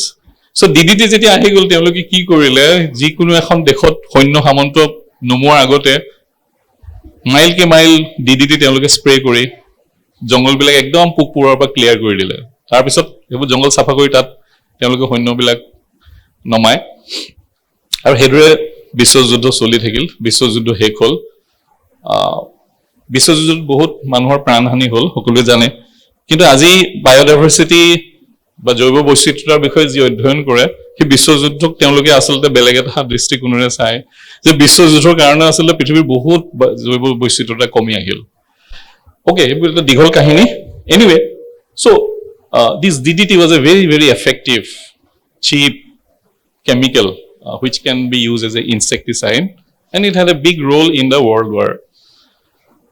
Winston Churchill actually কৈছিলে that miraculous powder. In fact, some scientists became so, and politicians became so ambitious, they told that they have find out a magical bullet with which they can control all the insects and all the, inimical things. মানৱৰ কাৰণে যিখিনি শত্ৰুতামূলক কীট পতংগ তেনেকুৱা ধৰণৰ সেইবিলাক তেওঁলোকে নিয়ন্ত্ৰণ কৰিব পাৰিব বুলি খুব আপলোডো হৈছিল আৰু যেতিয়া যুদ্ধত হৰাৰ পিছত যুদ্ধবন্দী হৈছিল তো সেই যুদ্ধবন্দীসকলক ইয়াতে ফটোখনত ভালকে স্পষ্টভাৱে দেখা নাপাব মানে ডাঙৰ কৰিব লাগিছিল আচলতে সৈন্যজনক কেম্পত মানে প্ৰিজনাৰ কেম্পত ৰখা আগতে গোটেই ডিডিটিৰে মানে স্প্ৰে কৰি দিছিল যাতে তেওঁৰ গাত কিছুমান চালুকনি থাকিব পাৰে বিভিন্ন ধৰণৰ পোক পৰুৱা থাকিব পাৰে যাৰ পৰা মানে বেমাৰ বিয়পিব so to sanitize the entire soldier they used to use DDT and it was actually anyway so DDT মানে এটো এটা সমু বুৰঞ্জী তোমালোকক কলো and everybody was happy about DDT আৰু DDT production কৰিবলৈ বৃহৎ ইন্ডাষ্ট্ৰি স্থাপন হৈছিল it was a big economy one of the most sold commodity in the world war economy anyway but 1948 ত যুদ্ধ শেষ হোৱাৰ পাছত প্ৰথমবাৰৰ কাৰণে okay Paul Moller got the Nobel Prize for this discovery of DDT because allied forces বিলাকে ভাবিলে যে যদি DDT যদি নাথাকিলে না আমি বিশ্বযুদ্ধ জিকিব নোৱাৰিলো এটম বোমৰ কথা সকলোৱে কৈ থাকে but that came last but without DDT so many soldiers would have died without fighting a war so they thought it is a very important discovery so he got a Nobel Prize in 1948 and it was very popular I mean yet মানুহবিলাকে entertainment এইবিলাক swimming পুলত আছে এইবোৰ DDT ঢালি দিছে মানুহৰ ওপৰত okay আৰু এখন ফ্লাইটৰ ভিতৰত ফ্লাইট এটেন্ডেন্টে ফ্লাইটখন ডিসইনফেকশন কৰিবলৈ DDT স্প্ৰে কৰি আছে ৰাইট and then মহ কন্ট্ৰোল কৰিবলৈ DDT টো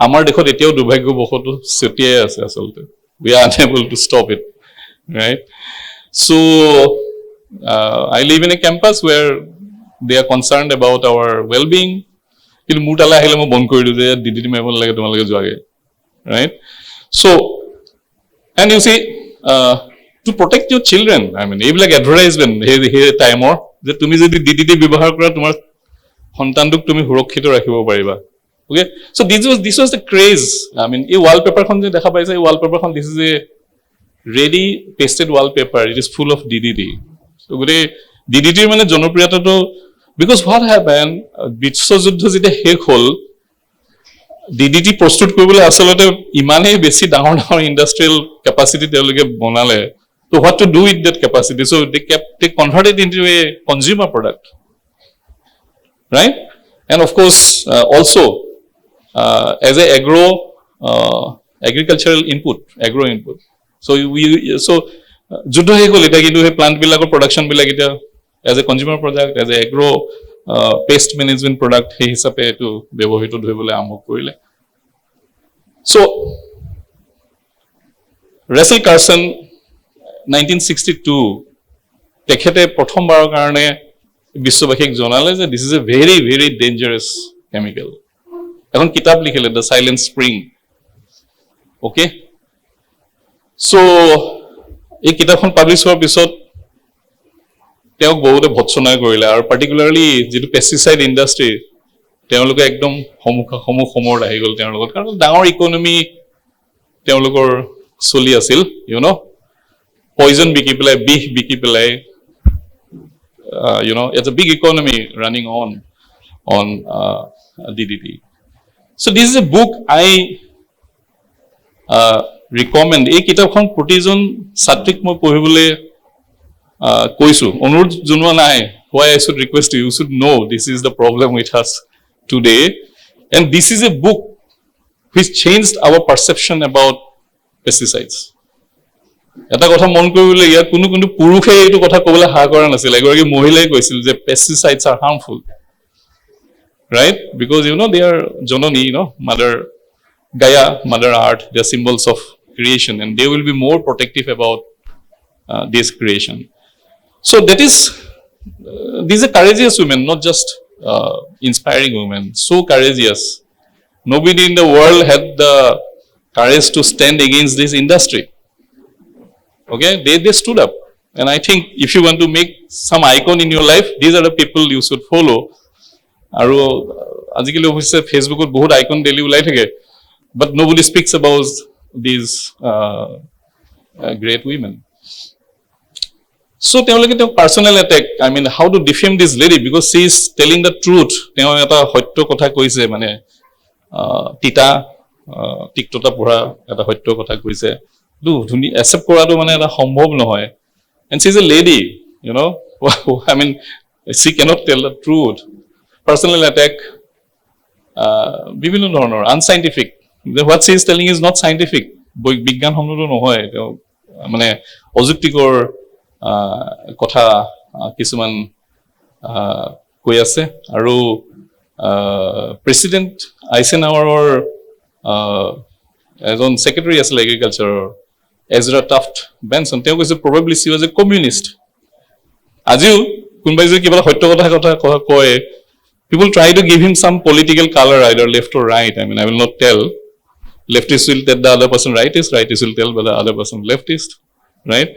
So she was even tried to be labeled because she gave you the very truth. So she was tried to be labeled off.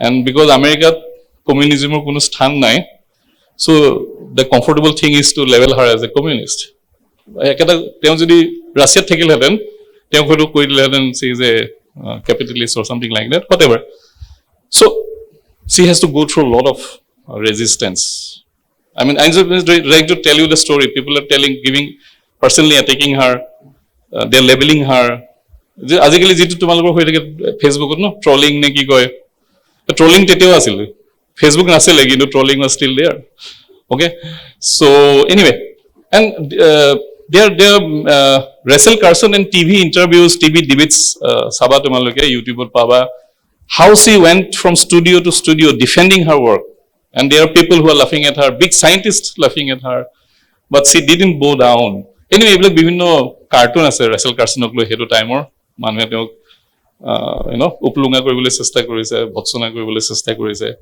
I won't go through this. So, Senate এখন committee বহিল আমেৰিকাৰ য'ত তেওঁক নিমন্ত্ৰণ জনোৱা হ'ল so environmental hazards control and pesticides and other chemical positions. So তাত গৈ পেলাই তেওঁ সাক্ষ্য দিবলৈ বাধ্য হৈছে যে whether her work is scientific or not, whether DDT is really harmful or not.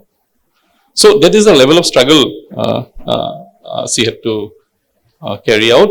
দুৰ্ভাগ্যবশত তেওঁ যেতিয়া এইখিনি সংঘৰ্ষ কৰি আছিল সেইটো টাইমতে তেওঁৰ কেঞ্চাৰ হৈছিল আৰু কেঞ্চাৰ এক ৰোগীয়া দেহাৰে তেওঁ অকলেই যুঁজি আছিল আৰু আজি যিবোৰ কনসেপ্ট তোমালোকে পাইছা বায়ো একুমুলেশন বা বায়োম্যাগনিফিকেশন, ৰাইট? লিখিলে পৰীক্ষাত নম্বৰ পাবা, what is biomagnification, what is bioaccumulation, এইবিলাক কনচেপ্ট দিছিলে ৰেচেল কাৰ্চনে। Okay, so' that is the level of our contribution. Bioaccumulation, biomagnification কি মই নপঢ়াওঁ বাৰু আজি, টিচাৰসকলে পঢ়াব। So, but anyway, these are very important concepts, and these are her contributions. Anyway, so that is the courageous lady, as you can see, in her standing alone, okole thiyo hoy, ephale brihot pujipoti, ifale hoktihali rajonৈতিক, right? Aru ifale scientists, and she is the only person standing alone and defending her work. আজি the world knows what is the effect of pesticide. Eti ami organic agriculture kotha koi asu, right? The pesticide borjito ব্যবহাৰ নকৰা ফল-মূল, শাক-পাচলি, খাদ্য আমি কেনেকৈ পাব পাৰোঁ। So that is the contribution of Russell Carson. Now let me tell you about another two interesting persons. They are not scientists in a way, but they are not less, actually more than scientists. The first one is Marina Silva. Before that, Amazonor জংগললৈ আকৌ ঘূৰি যাওঁ, I started my discussion with the Kopke mother and daughter duo. Kopke কাহিনীৰ বিষয়ে ক'লো, পেৰুৰ আমাজনৰ কথা ক'লো। So this is the Brazilian Amazon. Amazonখন গোটেই লেটিন আমেৰিকাত বিস্তৃত হৈ আছে, কেইবাখনো দেশ জুৰি, তোমালোকে জানা। So what is Amazon in contribution of the Amazon forest to this world, to this planet? So 40% of the world's tropical forest is there in this Brazilian Amazon, right? It's almost half. So পৃথিৱীত যিমান প্ৰজাতি আছে জীৱ জন্তুৰ, তাৰ 10% Amazonত পোৱা যায়. That is the level of the diversity Amazon has, and that is the discovered one only. Unknowns আছে মানে আমি নাজানো, that number may go up. যে এমাজনৰ বহুত ঠাইত এতিয়াও গৈ পেলাই বিজ্ঞানীসকলে ঢুকি পোৱাগে নাই. It has been protected also. So, but আজি সেই এমাজন অলপ কিবা দশকমান ধৰি it's under tremendous aggression. Agricultural company বিলাকে এমাজনৰ মাটি দখল কৰিবলৈ চেষ্টা কৰিছে, particularly rubber cultivation and other kind of plantation crops. Amazon ধ্বংসলীলা Amazonত চলিছে। So 1.5 acre of the Amazon rainforest are disappearing every second. I mean, by the time I finish this lecture, you can calculate how many acres of Amazon forest is gone. Every year they are telling France, যিখন দেশৰ মাটিকালি, সিমানখিনি মাটিকালিত মানে পৰিমাণত Amazoner forest ধ্বংস হৈ আছে প্ৰতি বছৰে। So it's a very, very, big problem. So particularly logging, agriculture, infrastructure, gold mining, Amazoner ভিতৰত বহুত মূল্যৱান সম্পদ আছে, তেল। So everybody's eye is on Amazon. কিন্তু Amazon যদি এই পৃথিৱীৰ পৰা নাইকিয়া হৈ যায়, হয়তো গোটেই মানৱ জাতিটোৰে বিলুপ্তি ঘটিব. That's a long story, you can always read. So it's our important duty to really conserve forests like Amazon. So Marina Silva, 1958 তেওঁৰ জন্ম, একদম ঘন জংগলৰ মাজত একৰে বুলি ঠাই এটাত ব্ৰাজিলত। তেওঁৰ এক অতি দুখীয়া পৰিয়ালত জন্ম হৈছিল আৰু 12টা ল'ৰা ছোৱালীৰ মাজত তেওঁ এজন। গতিকে এইটো সহজে অনুমেয় যে তেওঁৰ বাল্যকাল কিমান সংঘৰ্ষপূৰ্ণ আছিল। দুখীয়া ঘৰত জন্ম হোৱাৰ anyway, okay. So anyway, let me not stop, let me continue. Particularly তেওঁ ৰাবাৰ বাগানত কাম কৰিছিল, সৰুত বাল্যকালত ৰাবাৰ বাগানত কাম কৰিবলৈ বাধ্য হৈছিল কাৰণ ঘৰৰ আৰ্থিক অৱস্থা বেয়া। আৰু ৰাবাৰ বাগানত কাম কৰোঁতে তেওঁৰ ৰাবাৰ বাগানৰ যিখিনি মজদুৰ, তেওঁলোকৰ দুখ দুৰ্দশাৰ তেওঁ নিজেও ভুক্তভোগী দেখা পাইছিল। তো তেওঁৰ 16 বছৰ বয়সত হেপাটাইটিছ ৰোগত যেতিয়া তেওঁ আক্ৰান্ত হ'ল তেতিয়া তেওঁ ৰিঅ' ব্ৰাংকো বুলি এখন চহৰলৈ গৈ পেলাই তেওঁ চিকিৎসা কৰিবলগীয়া হৈছিল আৰু তালৈ যাওঁতে তেওঁ যেতিয়া চহৰীয়া জীৱন দেখা পালে প্ৰথম একদম আভ্যন্তৰীণ এমাজনৰ মাজৰ পৰা আহি চহৰীয়া জীৱন দেখা পালে তেতিয়া তেওঁ ভাবিলে যে তেওঁৰ জীৱনত আৰু একো নাই একো কৰিব নোৱাৰে শিক্ষাও নাছিল বিশেষ তো তেওঁ চিন্তা কৰিলে যে তেওঁ এগৰাকী নান হ'ব কিন্তু কিবা এটা কাৰণত কথাটো ৰৈ গ'ল আৰু তেওঁ মানুহৰ ঘৰত এগৰাকী মেইড হিচাপে কাম কৰিবলৈ আৰম্ভ কৰিলে আৰু মেইড হিচাপে কাম কৰি থাকোঁতে তেওঁ এটা কথা উপলব্ধি কৰিলে যে যদি শিক্ষা নাথাকে মানে তেতিয়াহ'লে তেওঁ জীৱনত আৰু আগবাঢ়িব নোৱাৰিব তো গতিকে তেওঁ প্ৰাইভেটলি নৈশ বিদ্যালয়ত পঢ়িবলৈ আৰম্ভ কৰিলে সেইদৰে তেওঁ শিক্ষা আহৰণ কৰিলে আৰু ইন দ্য মিন টাইম তেওঁ চিকো মেণ্ডিছ নামৰ এজন ছ'চিয়েল ৱাৰ্কাৰৰ লগত চিনাকি হ'ল চিকো Mendis those who are aware about environmental movements or sustainable development তেখেতক কোৱা হয় এমাজনৰ Gandhi the Amazonian Gandhi Chico Mendes is called as the Gandhi of the Amazon আৰু বহুতে তেওঁক Gandhi of the rain forest বুলিও কয় এমাজনৰ বিষয়ে যিখিনি কথা অলপ আগতে মই কৈ আহিলোঁ কি ধৰে ধ্বংসলীলা এমাজনত চলি আছে সেই ধ্বংসলীলা ৰুধিবলৈ চিকো মেণ্ডিছে এক আন্দোলন আৰম্ভ কৰিছিল আৰু এই আন্দোলনৰ অংশীদাৰ হৈ পৰিল মেৰিনা চিলভা আৰু তেওঁ ৰাবাৰ প্লান্টেশ্যনৰ যিখিনি মজদুৰ আছিলে তেওঁলোকৰ মাজত তেওঁ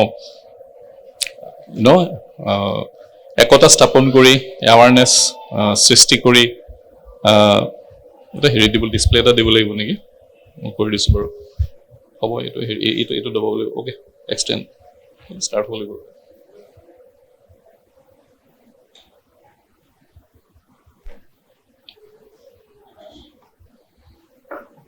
এইটো হেৰি কৰিব লাগিব মই গম পাইছোঁ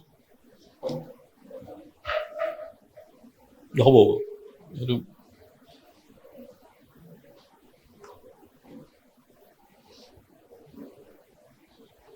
আহিব okay so'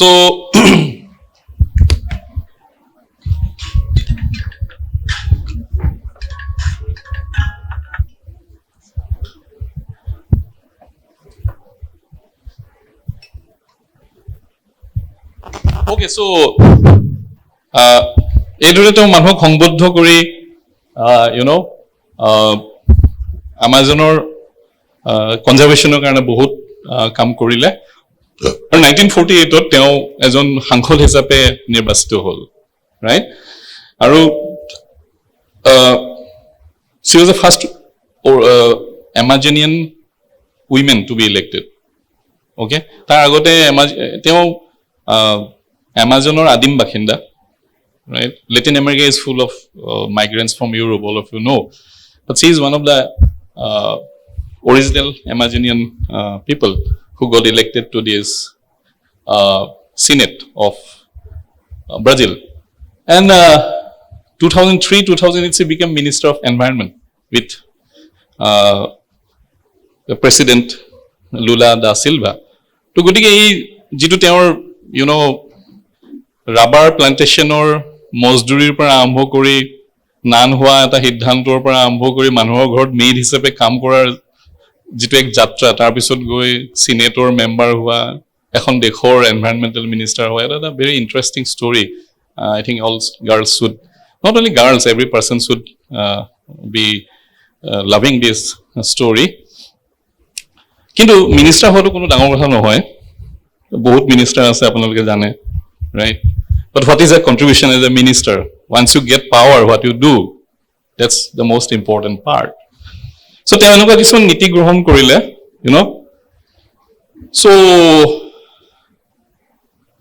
so she became minister 2003 বা 2005 এইটোলে তেওঁ মিনিষ্টাৰ হ'ল right আৰু এইটো হৈছে এমাজনৰ মানে statistics এটা কিদৰে এমাজনত ধ্বংসলীলা চলি আছিল so once she became minister 2003 see that destruction come down তাত যিখিনি ধ্বংস হৈ আছিল ডিফৰেষ্টেশ্যন হৈ আছিল জংগল কটা ল্যান্ড ক্লিয়াৰ কৰা তো Amazon is saved I mean this dirty picture so that is the impact of a minister right?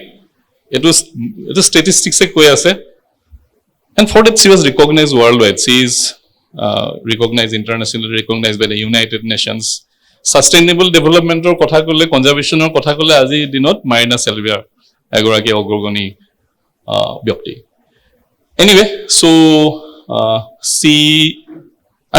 similar to Ration Carlson, যেনেকে তেখেতক মানুহে বিভিন্ন ধৰণৰ সমালোচনা কৰিছিল, ভৎসনা কৰিছিল. সমালোচনাটো বৰ ভাল কথা, কিন্তু উপলুঙা কৰা, ট্ৰলিং কৰা kind of. Even after she became so famous by contributing real contribution, people were after her, right? And so she resigned in 2008. But anyway, she has been again elected back, and now she is again the minister in charge of all this. And recently in India, TERI, the Energy Resource Institute, awarded her the Sustainable Development Leadership Award 2025 for her contribution. Anyway, the Goldman Environmental Prize will be a prize, a very, very prestigious award. Yak koa hoy Green Nobel Prize. Environmental কামৰ কাৰণে কোনো Nobel Prize নাই, কিন্তু this prize is as prestigious as the Nobel Prize for work in the field of environmental sciences or environmental activism. So, and this is given to individuals for their significant efforts in environmental protection. I have shown you that statistics in দেখালো যে 2003 তেখেতে environment minister হোৱাৰ পিছত এমাজনৰ ধ্বংসলীলাটো কেইদৰে তেওঁ ৰুধিলে, নিম্নগামী কৰি আনিলে, right? And definitely she is the most worthy person to get such an distinguished Nobel Prize. So, এই যেটো এৱাৰ্ড ঘোষণা কৰিছিল তাত তেওঁলোকে লিখিছে যে she helped establish 2 million hectare reserve managed by traditional communities. This is something very, very interesting. I mean, hodai conservation of kotha koi diku. Conservation is not just a government's job. Communities have to be involved, right? Jodi community kami involve koribo nwaru, community jodi sensitize koribo nwaru, we cannot do conservation work. And that small poor girl from a poor family, uneducated, self-educated, the long struggle, right? She did it, I mean, right? Last year, one of our own person also, Alok Shukla, for a similar work, in 2024, he was awarded this Goldman Environmental Prize for protecting vast forest areas in India from destructive coal mining. So the worldwide is the same story. Amar Okhomoto enokol dhoroner dhongkolila hoy ase, North East to hoy ase, all of you know, all of you are aware about that. Let us not spend time. But then what I want to tell, there is a lot of scope. I mean, that's the level of scope we have really, if you want to. But it's not going to be easy job. I am telling you their story. There will be always opposition. People will even try to heckle you. Even tomorrow, life may be under threat. Okay, it's not that easy because tomorrow you go and do that, and then something happened to you, and then somebody tell যে professor Utpal Bora আহিছিল, আহি পেলাই ল'ৰাকেইটা ছোৱালীকেইজনী Jack দি থৈ গুচি গ'ল, গৈ পেলাই এনেকুৱা হ'ল. So, but anyway, why I am telling you this? Just to tell about the courage these women has to stand, right? এওঁলোকৰ কাহিনী মই তোমালোকৰ লগত কিয় কৈ আছো? Don't think that it's a simple story I am trying to tell you. It's the level of the courageousness they stood alone, right? So, just to make you aware about that. Anyway, let me go to the last story. Kiman bore lagise? Huh? How many of you want to become Marina Silva or Russell Carson or Lynn Sagan? Huh? Ezonu no hoba niki? Then it's a waste of this lecture, right? But anyway, someday some will, because I was very happy to learn from your honorable principal sir. His college is full of many talented girls. I am sure at least one girl will pick up some of the story and do something one day, something of some kind. Anyway, Wangari Maathai, similar story, very poor background, poor family, born in Africa. Now we are out of Amazon, we are going to Africa. So, same difficulty, same challenges. Hikkar par boncito. Okay. But anyway, she was getting some kind of a support, and then she earned some scholarship to study in the United States. Anyway, so one of the things that really impressed me today, so many awards given to many of these successful girls, and some of them constituted by current teachers or past teachers, and some also by other donors, is very, very impressive. So these things actually matter a lot. It's not the money part, but the support and the mental, support, which really inspires people.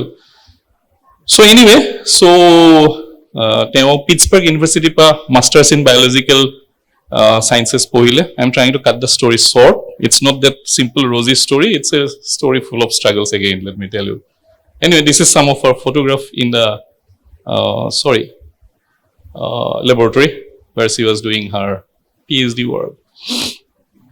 So Mathai is the first women in East and Central Africa to earn a PhD in veterinary anatomy from the University of Nairobi in 1971. Eta Ahmed Hobdo ase Batkotia boli. So that's it. I mean, she's the first woman to get this PhD degree in 1971. Same year I was born. Okay. So not only that, she became the university's first female professor. An achievement met with resistance in a male-dominated academic world. This academic world is really male-dominated, let me tell you. And being in a girls' college, probably you feel very, very comfortable. But there are reasons. I mean, let us also not try to pamper the girls. You also have to prove it. If you don't prove it, don't rely on the quota you have. So all these women prove it. যিখিনি মহিলাৰ কথা মই তোমালোকক ক'লো, তেওঁলোকে বাৰে বাৰে প্ৰমাণ কৰিছে what they are. You have to be as good as that, right? There is no any reservation. Okay. Anyway, so তেখেত বহুত মানে kind of a revolt আছিলে, বিপ্লৱী মহিলা. So similar problem, all their stories same. I mean, they want to tell something new, they want to do something new. There is opposition from society, different quarters of the society. Because you are a woman, no, it's very easy to attack, do personal attack, defame, right? So, but if something of that kind happened to you, see, these stories I can keep on telling, but what is the message you carry from here? Tomorrow you may face similar things. You should have that courage to stand up. Somebody is doing your character assassination. Don't get bowed down. It is a tactic people use. You know what you are, right? You should be confident about that. Anyway, so বিভিন্ন তেখেতৰ অৱদান আছে. I cannot go on telling everything in detail. 1977 তে এটা green belt movement বুলি আন্দোলন আৰম্ভ কৰিলে. I mean, to combat deforestation and empower women, women empowerment, আৰু বৃক্ষৰোপণৰ এক বৃহৎ আন্দোলন. আৰু তেওঁৰ obviously, when you are trying to do something against some of the exploitative society, they will also frame charges against you. So she has to go to jail. I mean, you can see here she is being arrested along with some women, and then 1981, this is a photograph where she is arrested and released on jail. And these personal attacks has been so vicious. Even in Nimno Kapor, I mean, her marriage ended in divorce. It's a very personal tragedy and kind of a personal sacrifice. And she was criticized for being too strong-minded for a woman. Anyway, so তেখেতৰ বিষয়ে পঢ়িবা, Wangari Maathaiৰ বিষয়ে. So in 2007, for her work, she was awarded this Jawaharlal Nehru Award for International Understanding by our President, Honorable President. Now, some of the people who have got this award earlier include people like Martin Luther King. তোমালোকে জানা তেখেতৰ social reformationৰ কথা, Mother Teresa, Nelson Mandela, the African Gandhi, who fought against racism, right? Now, one interesting thing is that Martin Luther King got Nobel Prize, Mother Teresa got Nobel Prize, Nelson Mandela got Nobel Prize. So this is such a prestigious award. Anybody getting this award is actually worth awarding the getting awarded the Nobel Prize. And that's what actually happened. I mean, in 2007, she got this award, and she was also selected for this award in 2000 Nobel Prize in 2004. মই এইকাৰণে সুধি আছিলোঁ যে at least you should know Wangari Maathai. But anyway, you know, Nobel Prizes are also too many, so people probably forget. That's because we are not connected to these fields, but this is the achievement she has. তেখেতে এখন সুন্দৰ কিতাপ লিখিছে, The Challenge for Africa, a New Vision. It's a book. Similar thing happen. I mean, generally, আমাৰ দেশলৈ যেতিয়া বিদেশী পৰ্যটকসকল আহে, তেওঁলোকে আমাৰ ভাৰতৰ যিটো দৰিদ্ৰতা সেইটো দেখুৱাই ভাল পায়, সেই ভাৰতৰ দৰিদ্ৰতাৰ বিষয়ে কৈ ভাল পায়. But we are a very ancient civilization, more than 5,000 years old. We have survived, right? We know we are poor. But we are also rich in many ways. So Wangari, similar. All these colonial powers, they want to tell the rest of the world is kind of bullshit, and they are the only one, right? And it's so similar thing they have been doing in Africa all these centuries, years. Wangari Maathai offered a different view. তেওঁ এটা নতুন দৃষ্টিকোণেৰে এখন কিতাপ লিখিছে, The Challenge for Africa. So it applies to us as well. বাহিৰৰ পৰা কোনোবাই আহি পেলাই আমাক আগবঢ়াই নিদিয়ে. One must lead a moral, Africans themselves must lead a moral revolution. তেওঁ কিতাপখনত কৈছে যে if you want to change, you take the lead, taking responsibility and finding practical solution. So these are some of the famous books I thought I should also share with you. Anyway, let me just wind up right now. All these different women, 7 of them, I tell you their stories. Let me tell about, you already know about their contribution. Let me tell about the legacy that has been generated or created on the way. So this is a college in the University of California, Santa Cruz campus. This is the Russell Carson Environmental College, which was established in 1972 in the memory of Russell Carson. And Wangari Maathai, in her memory, this institute has been established, Wangari Maathai Institute for Peace and Environmental Studies. So these are some of the books Maria Kopke left behind, The Birds of the Department of Lima and Peru. So she has described many new species, and the scientific community, Bigyani Hokolo, to honor her, has named some of the bird species after her. Okay, getting an award is fantastic, but you know, getting a species named after you, it's the very unusual and the best honor at all. So it was a FESA, right? It is called Kopke's Screechole, Megascops Kopkesi, right? So here also this is Kopke's hermit. It is called Fethornes Kopkesi. So it is named after her. And this is another bat actually, Kopke's hairy-nosed bat. So this is called Maimon Kopkesi. Then this is another bird, Selva cariki. This is called Cassicus Kopkesi. So many species has been named by her by different people in honor of the contribution she had to science. Not just those. This is Poxy Kopkesi, and this is a kind of a lizard. Okay, this has also been named as Microlophus Kopkeorum. So this is the legacy, and this is the honor people have been bestowing on him. So similarly, Jane Goodall also has a couple of species named after her by fellow scientists. And she rewrote the boundary between human and animals without the genetic information available when she did this work. Jane Goodall যেতিয়া চিম্পাঞ্জিৰ লগত কাম কৰিছিলে তেতিয়া human আৰু চিম্পাঞ্জিৰ জেনমটো সিকুৱেন্স হোৱাই নাই, পিছতে চায়েন্সে establish কৰিছে we are close to them 99% plus So Jane Goodale, by observational study, behavioral study, established that the difference between us and them, that boundary is very, very thin. So anyway, so this is a slender snake named after her. Techimonid is Goodale, okay, Jane Goodale, and this is Goodale, which is a new species of slender snake found in Peru. Another person found a snail mollusk that has been named as Giberula Goodale.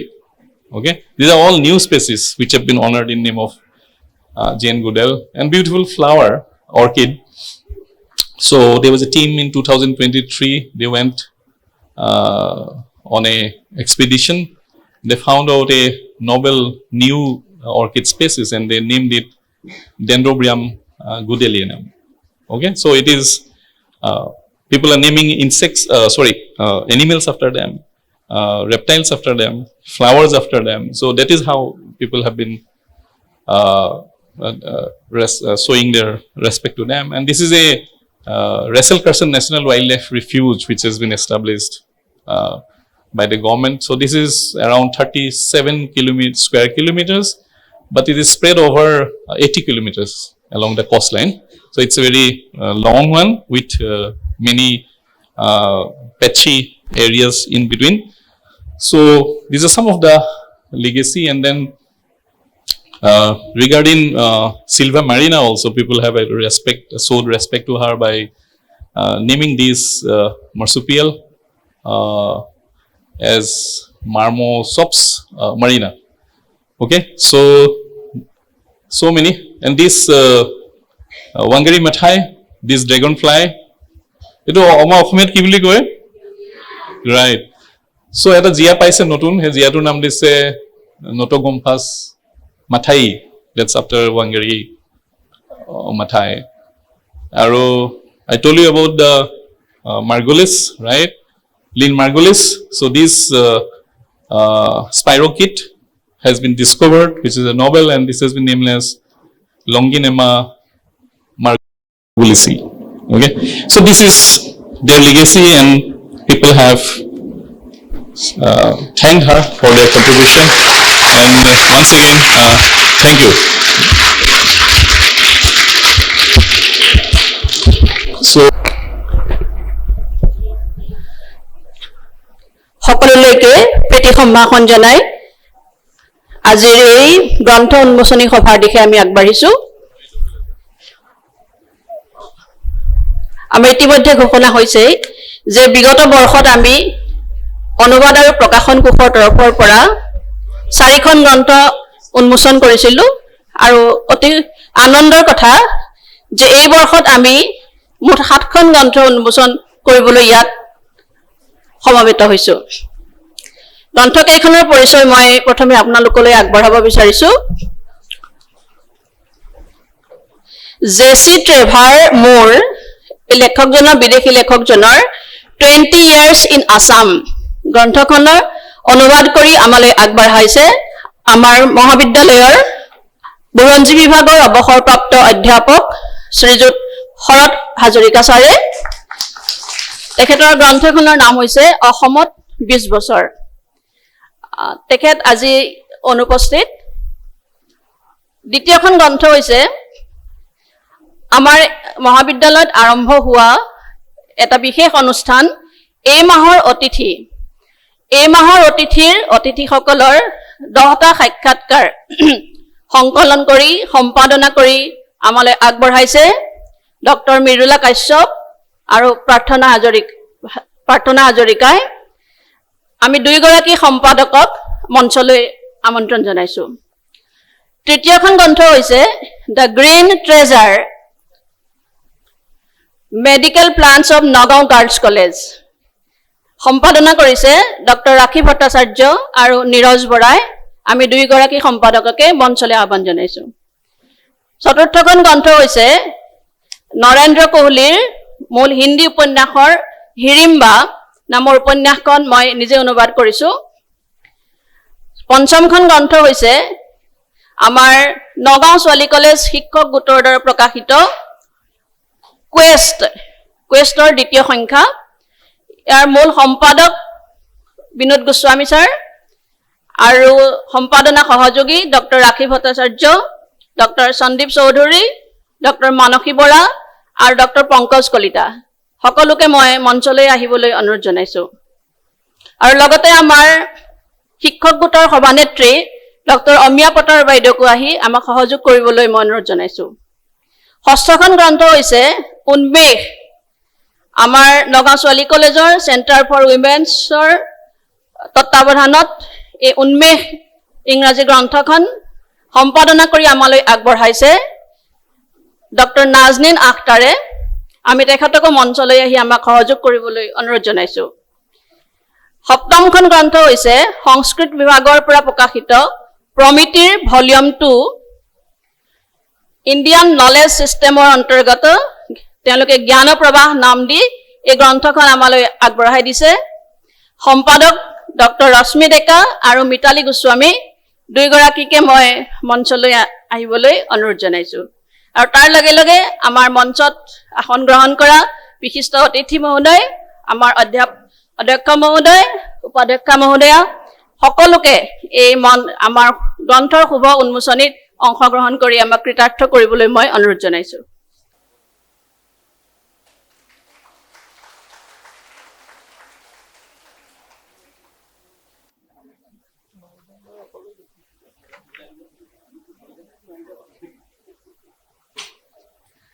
সকলোকে মই ধন্যবাদ জনাইছোঁ অনুবাদ আৰু প্ৰকাশন কেন্দ্ৰৰ তৰফৰ পৰা।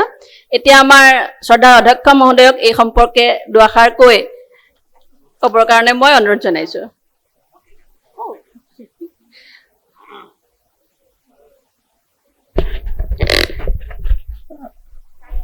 ধন্যবাদ মণিকা শইকীয়া।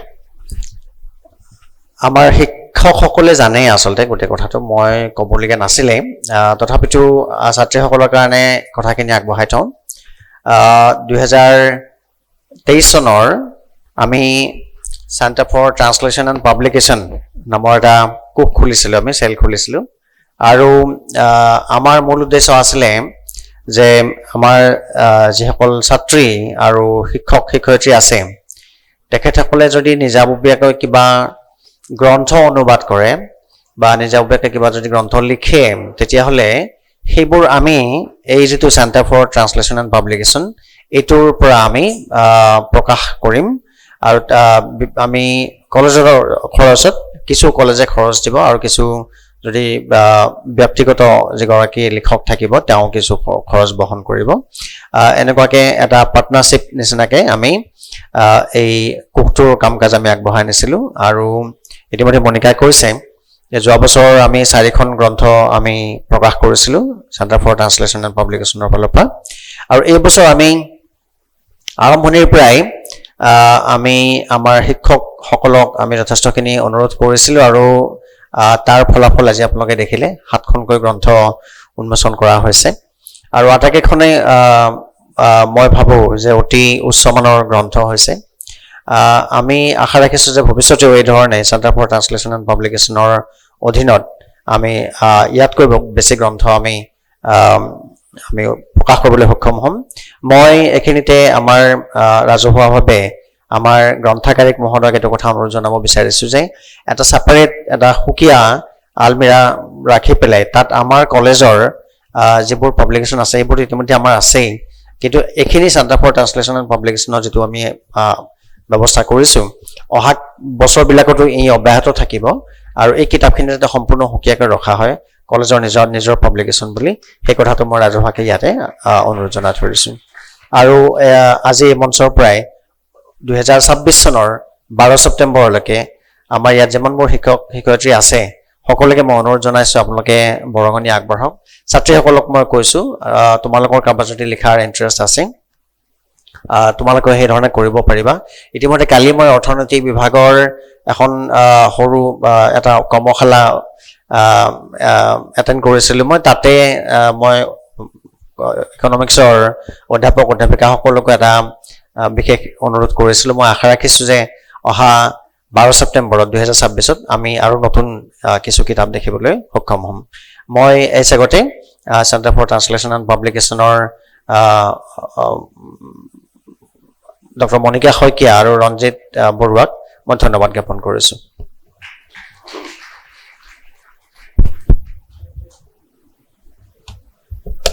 ধন্যবাদ মহোদয়। আমি সভাৰ পিছৰ কাৰ্যসূচীলৈ আগবাঢ়িব বিচাৰিছোঁ। আজিৰ সভাৰ সভাপতি তথা নগাঁও ছোৱালী কলেজৰ পৰিচালনা সমিতিৰ সভাপতি ডক্টৰ তুষেশ্বৰ নাথদেৱক তেখেতৰ ভাষণ আমাৰ আগত ৰাখিবলৈ অনুৰোধ জনাইছোঁ।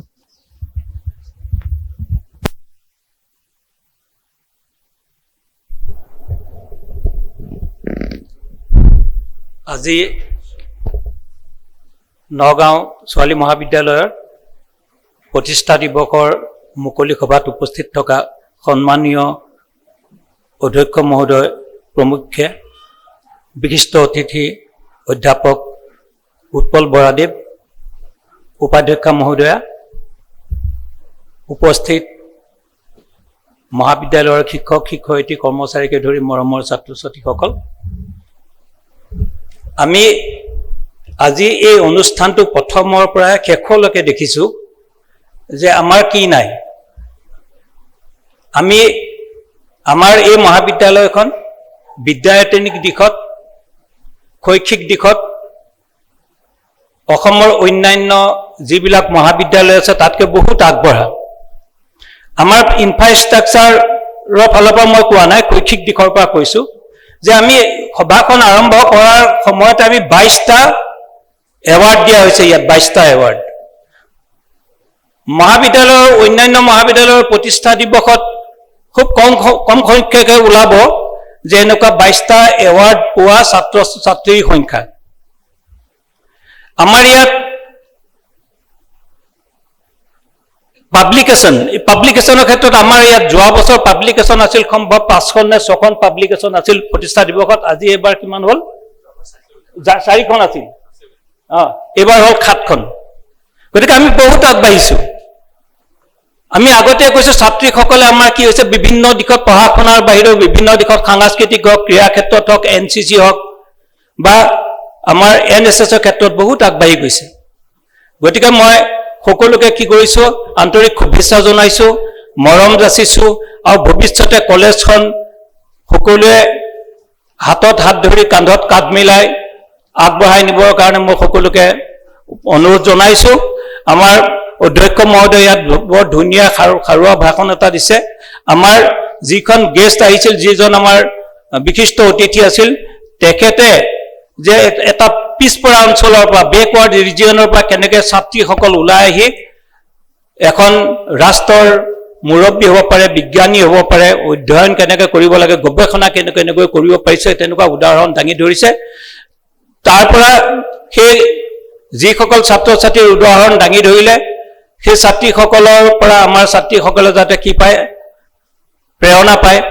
মই ভাবিছোঁ বহুতে প্ৰেৰণা পাব, বুকুত সাহস গোটাব আৰু আত্মবিশ্বাস জাগিছে নিশ্চয়। গতিকে ভৱিষ্যতে আমাৰ ছাত্ৰীসকলো তেনেকৈ আগবাঢ়ি যাওক, ইয়াকে কামনা কৰিছোঁ। সময় দেৰি হৈছে, মই ভাষণ দীঘলীয়া কৰিব বিচৰা নাই। এই সভাখন 3 ঘণ্টা, 3.5 ঘণ্টা সময় লৈ লৈছে। গতিকে পুনৰ সকলোকে মই শুভেচ্ছা জনাইছোঁ আৰু সভাখনৰ প্ৰথমৰ পৰাই এতিয়ালৈকে কোনো হুলস্থুল নকৰাকৈ শান্তিপূৰ্ণভাৱে সকলোৱে সহযোগ কৰাৰ বাবে বিশেষকৈ ছাত্ৰীসকলক মই শলাগ লৈছোঁ। ধন্যবাদ।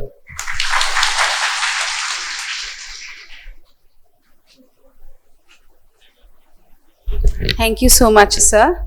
Before moving to the vote of thanks, I would like to announce that within a short time, the much-awaited drama performance, the local adaptation of Shakespeare's The Merchant of Venice by the Bohemian Souls would be staged. Till the stage is set for the performance, I request everybody to wait for 15 minutes. Now I request Dr. Najmi Akhtar to deliver the vote of thanks.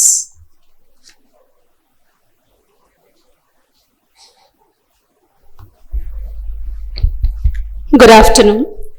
It is my proud privilege to stand before you today to deliver the vote of thanks on this auspicious occasion on the 64th Foundation Day of Nowgong Girls College. This day marks not just the celebration of our glorious past, but also the promise of a brighter future. First and foremost, I extend my heartfelt thanks to our respected principal, Dr. Kulen Chandra Das sir, whose leadership and vision continue to guide this institution from time to time. A special and sincere thanks to Dr. Tuheswar sir, President, governing body of the college, for his constant support and encouragement in every endeavor of the college. We are deeply honored and grateful to have with us today our esteemed guest, Professor Utpal Bora sir from IIT Guwahati. Sir, your presence and inspiring words have truly enriched the spirit of this occasion. I also wish to extend my gratitude to our Vice Principal, Morami Gavan ma'am, for her continued commitment to the college's development. To all our esteemed guests and special invitees, thank you for being here with us today. I must also extend appreciation to the Center for Translation and Publication for the hard work in enriching the academic dimension of today's event.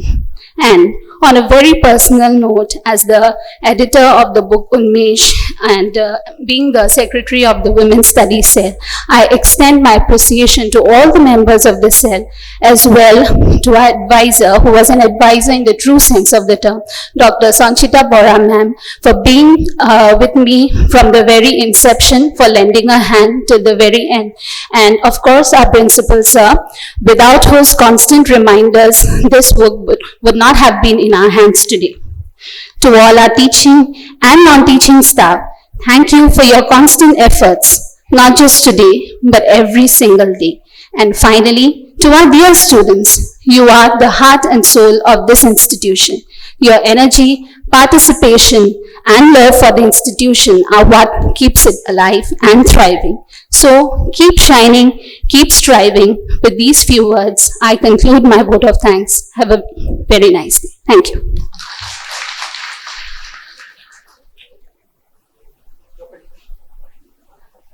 পোন্ধৰ minute ব্ৰেকৰ পিছতে আমি বহমিয়ান চলছৰ দ্বাৰা বহমিয়ান চলছৰ উদ্যোগত এখন নাটক ইয়াতে মঞ্চায়ন কৰা হ'ব, দ্য মাৰ্চেণ্ট অফ ভেনিছ। গতিকে সকলোকে আকৌ মঞ্চ আমি অডিটৰিয়ামত লগ পাম বুলি আশা ৰাখিলোঁ।